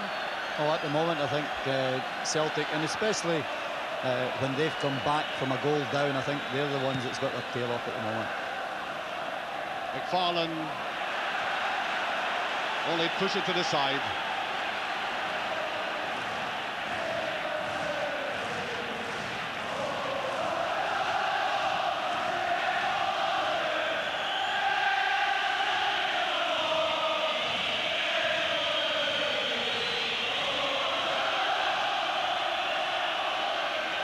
Cooper. Ferguson to Cooper. Did that brilliantly, and again, and brought down. White book this time.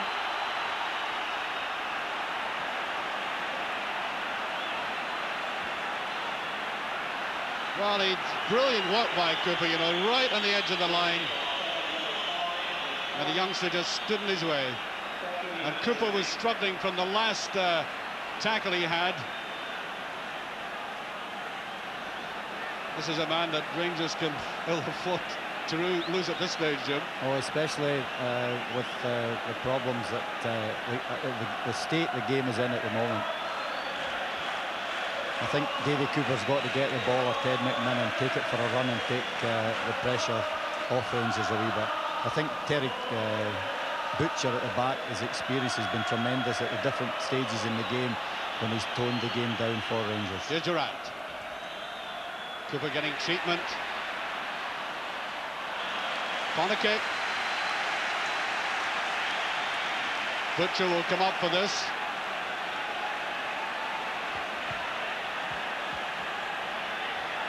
About 12 minutes remaining. Young Ian Durrant. Farland just touched away though. Nicol.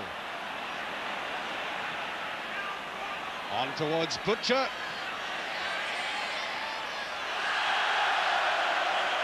I think he gets a free kick out of that, not a corner kick, a free kick. Two captains up against each other there. Very mighty men indeed.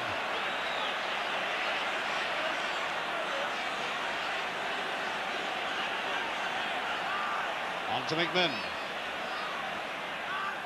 There's Durant. That's a crossover. And I think the goalkeeper... No.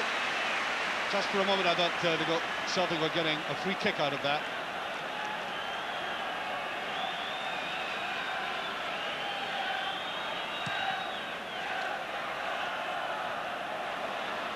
Matty Dawson, Monroe.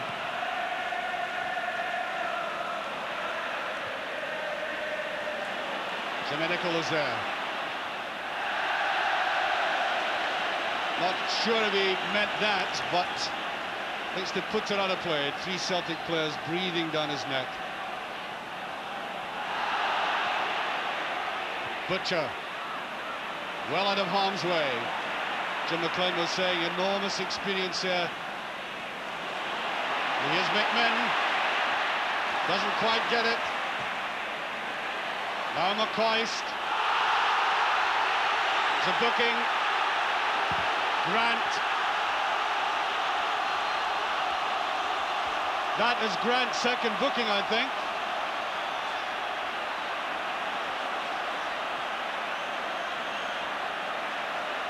Sorry, it's not. Misinformed there, it's his first booking. First booking for Peter Grant. Celtic are winning 5-1 in bookings.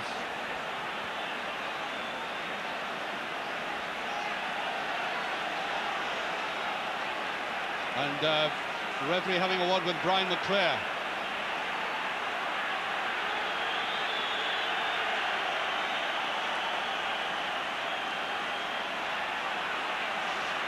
Free kick to Rangers. No, Tooney the goalkeeper again. Away Celtic go. McInally, lovely little ball round the side. McStay. Run by McInally here. It's a great run. Bo Johnson's in it. And they're put back and whipped away. Oh, brilliant play by Durant though. Rangers almost taken apart. Cooper. Marvellous game this is. McMinn.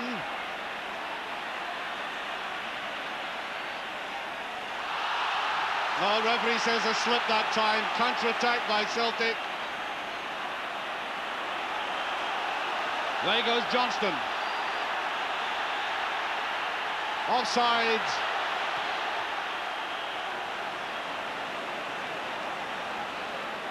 This game has a marvellous flow to it. Alan McInally initiating that tremendous surge there by Celtic. Culminating in an icily cool piece of play by young Ian Durant, Rangers goal scorer. And then that tremendous surge to the other end. This was the run. Rangers defenders were parting. There was a touch to the side. That called Rangers all ends a problem. Now watch Durant here. Oh dear, really under pressure.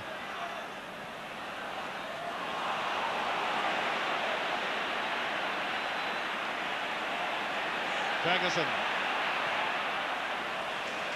To Cooper. Free kick. And it has been very tousy, Jim, you know, in the past 5-10 minutes. Well, I think a lot of the problems caused by out here today, we've got players who are exceptionally capable at taking the ball at defenders, and with people that are playing in defensive positions that really aren't good tacklers. So free kick to Rangers. We definitely lack in the game enough players to take the ball to opposing defenders. Goes for a penalty kick there. It's a given.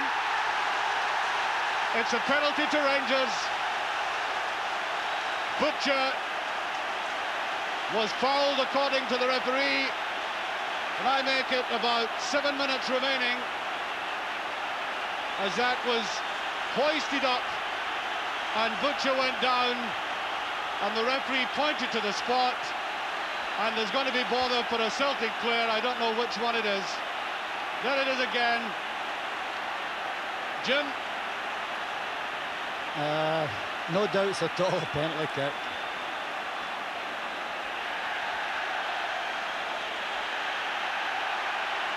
And I think it's the Celtic goalkeeper being booked.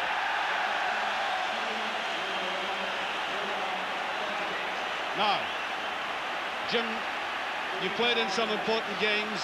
You've watched a lot of important games as a manager. Would you really like to be in a player's shoes at a stage like this? Well, I think Davy Cooper, if he's taking a penalty kick, had a nice rehearsal down at Wales not so long ago. And it was a penalty kick that was almost saved by the keeper. So, a vital moment in this game. I make it 5.5 minutes remaining of the Skol Cup final. Penalty to Rangers. 2-1. Done with the greatest simplicity by the man hoisted up by McCoy's, Davy Cooper. And once again, the Rangers supporters erupt. Now, Sinis and Walter Smith making some sort of indication there. And Celtic have got exactly 5 minutes to save this match and put it into extra time. There is Butcher. And there's McFarlane. That's surely a free kick. Yes, free kick to Rangers.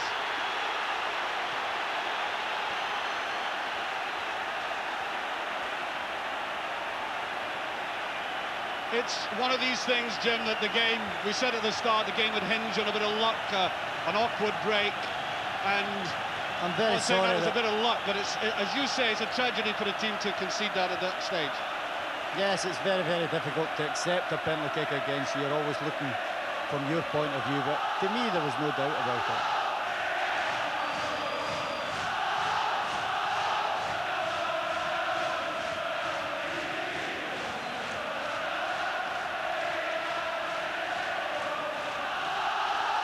Well, Celtic have shown in the past how strongly they can come back. I said the initiative rested with them. Grant, neatly inside. White. And there was a real collision there. Roy Aitken, very irate. Real head collision.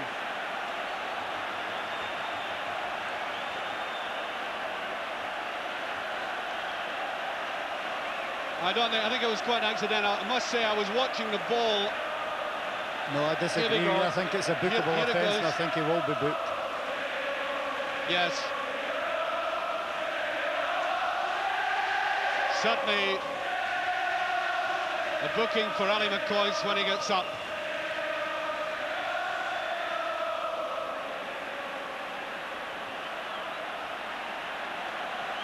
That was the infringement, and he's suffering. He'll suffer more shortly. And I'm not sure if Rangers would substitute Robert Fleck at this stage, but he's booked. No substitution, free kick to Celtic. On it goes. And I think the linesman is going to report an incident. He is indeed. Interesting to see what they are conferring about. Taking a long time about it, and he's going to speak to who?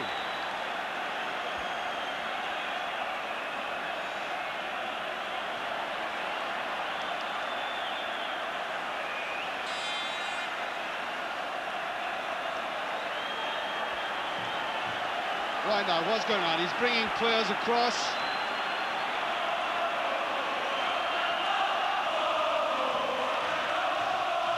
Now, what's going on? This is very intriguing, Jim. I didn't see anything happen at all. I was watching the McCoist incident.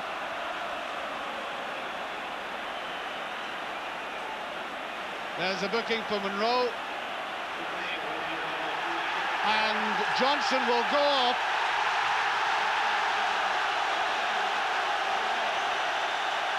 Rangers now playing against 10 men. And It's there now 9. is another one.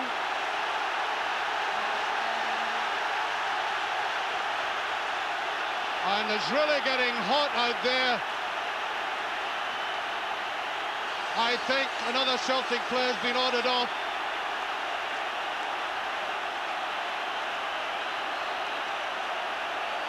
He certainly showed another red card there, Jim. Yes, I think it's Tony Shepherd.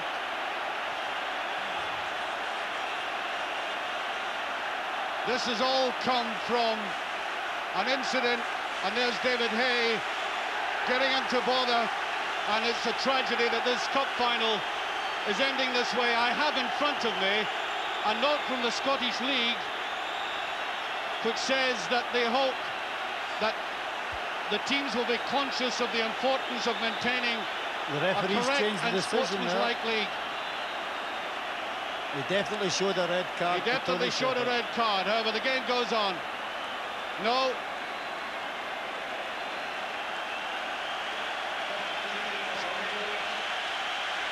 Robert Fleck for Alan Fleck McCoist. is now coming on for Ali McCoist. Free kick to Celtic.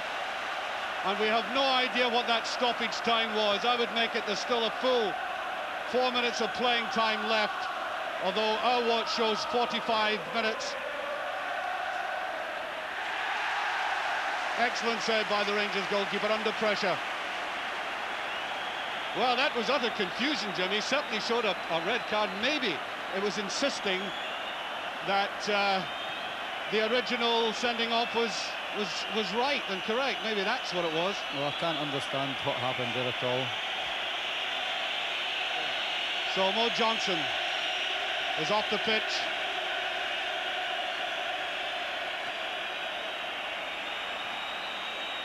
I think they were squaring up to each other. I think we can perhaps show this incident. Way downfield it goes.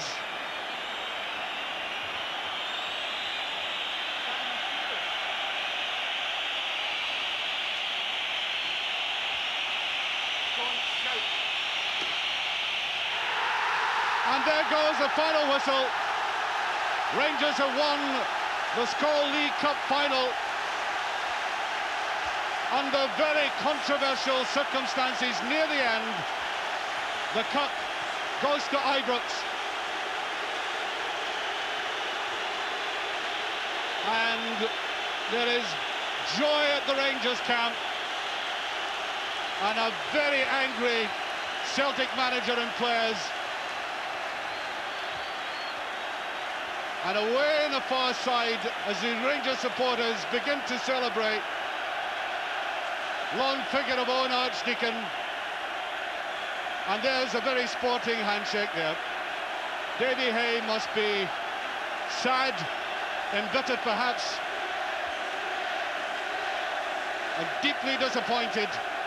And the Celtic goalkeeper, who's already been booked, ought to get off. And Rangers have won the first trophy of the season.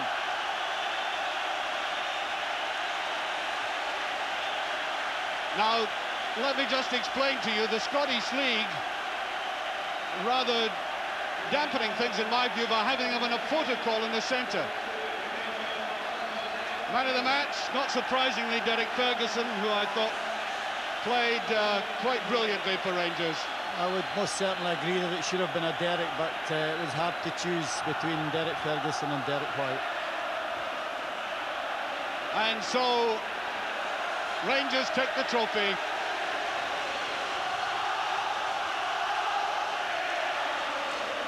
And they're insisting and going towards the supporters.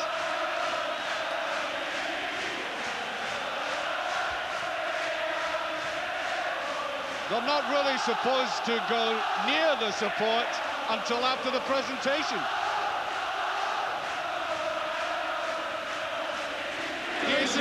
Must have been a nerve-wracking end to that game. Yeah, I don't think we played particularly well today, but at the end of the day, you've got to be happy with the result. Cup finals, I think all the players that were involved today were kind of nervous. We certainly didn't play anything like I wanted us today, but we're happy with the result. What was it like for you sitting on the bench at an Old Firm Cup final here at Hampden? Must have been frustrating. I'd much rather been playing. No, it's not. In one way, it's a great feeling, but in another way, it's a tell. I mean, I'm not a nervous person, but I've been shaking for the last hour and a half. But what about the fans now behind you? You're obviously pleased for them. At the end of the day, you've got to be pleased for them more than the players. Right, we'll let you... They've had a lot of bad years in the past, and we're only going to try and fulfill all their hope. Well, do enjoy it. Thank you. Don't speak to the players. Right, okay.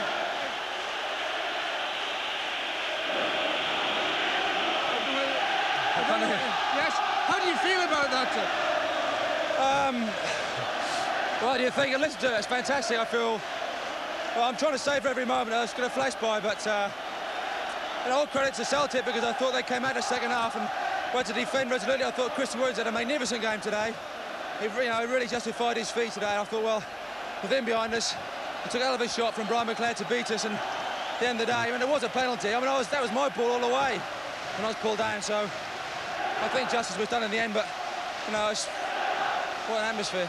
You've played at big games in Wembley. What about the atmosphere here? I think it's the best in the world. Played in World Cups before, but incredible. Congratulations.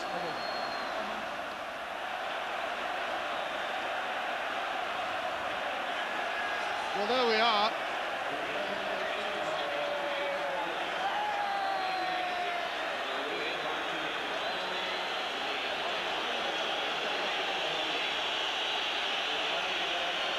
Well, there are the Rangers players now coming up for the presentation. And I totally agree with Terry Butcher there. Chris Woods was quite superb today. True international form. There he is. And they've taken a long, long time to get this cup presentation. I can't quite understand why they just don't get them up and get it over and done with. There's David McPherson. There is a cup waiting with a shot of David McPherson there, who was suspended for today. And now Terry Butcher will become the first Englishman to lift that League Cup trophy high in air as the captain of a Scottish club.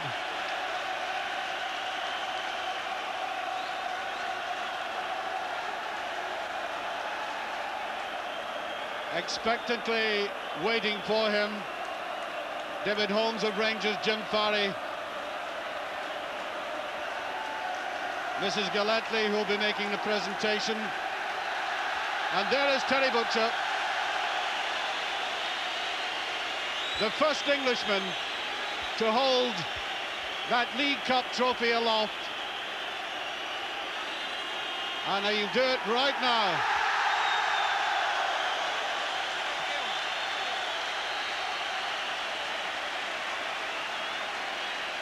The huge Ranger support packed in here.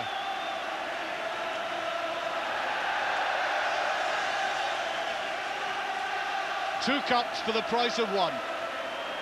Behind him, the Rangers goalkeeper Chris Woods, Jimmy Nicholl, Cammy Fraser, Ali McCoy's hirpling, but winning a cup like that is a fair enough anaesthetic, is it not?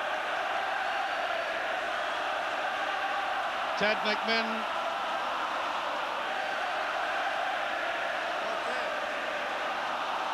And there was the man of the match, Derek Ferguson, and Davy Cooper, who so calmly struck home one of the most vital penalty kicks he's ever had to take.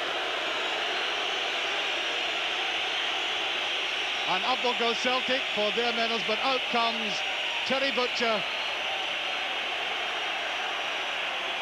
where they are allowed to go down to their supporters. And not a single Rangers supporter has left Hampden Park.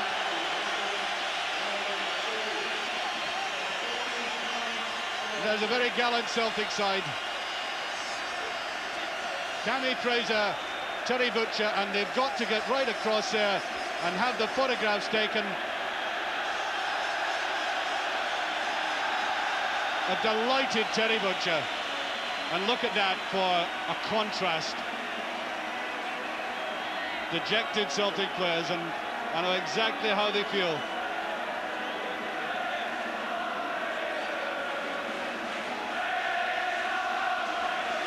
And the Rangers supporters demanding that their team goes back down there to greet them.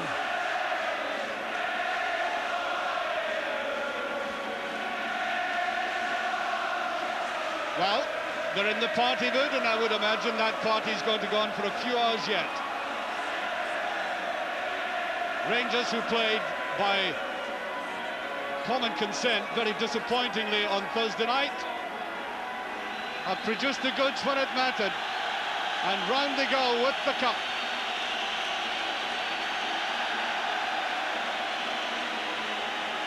To the delighted Rangers legions on the terracing. And Graham Souness has disappeared from all of this. He's leaving it to his players.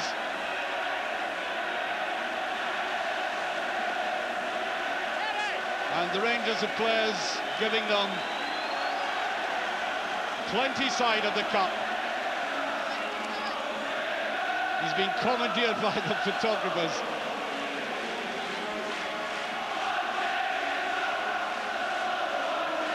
And our cameraman down there running around is doing a marvellous job.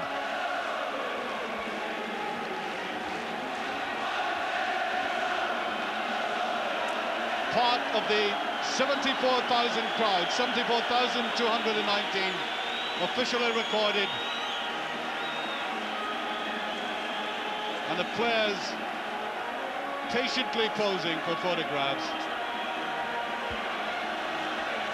As Chris Woods, who had a quite outstanding game. Well, okay. Henry, how did you feel when you stood up to take the penalty? Well, it's a wee bit nervy at first, but I knew I would score, you know. I had confidence. You had a few difficult penalties, one a couple of years ago against Wales, I seem to remember. Yeah. How did that rate amongst them all? Well, they're all important when it comes to finals, you know, and it's an important penalty, but I'm glad I got it. How much do you know about which way Pat Bonner normally goes on a penalty? Sorry? How much do you know about which way Pat Bonner would normally go on a penalty? I didn't know. I just picked a side. Chose a side, that's it. Yeah. Many congratulations, thank you. Thanks very much. Ian Durant's with us as well. Ian, seem to set the scene for Rangers. I don't know, Celtic come back strong, you know, so when you go one up ahead, you're always the back your mates, Celtic are going to come back, you know. So I thought we needed another goal to make it sure. So then Coop just stepped up and make it 2-1. Maybe you could describe the goal to us. How did you see it? Well, it was a free kick that came across and it just sort of come off Big Terry's head. I just felt the ball falling in my bad foot. I goes, oh no, here we go. So I just had to shut my eyes and had it. You're making a habit of scoring against Celtic these days. As long as I have to keep doing it. Carry still. Thanks very much.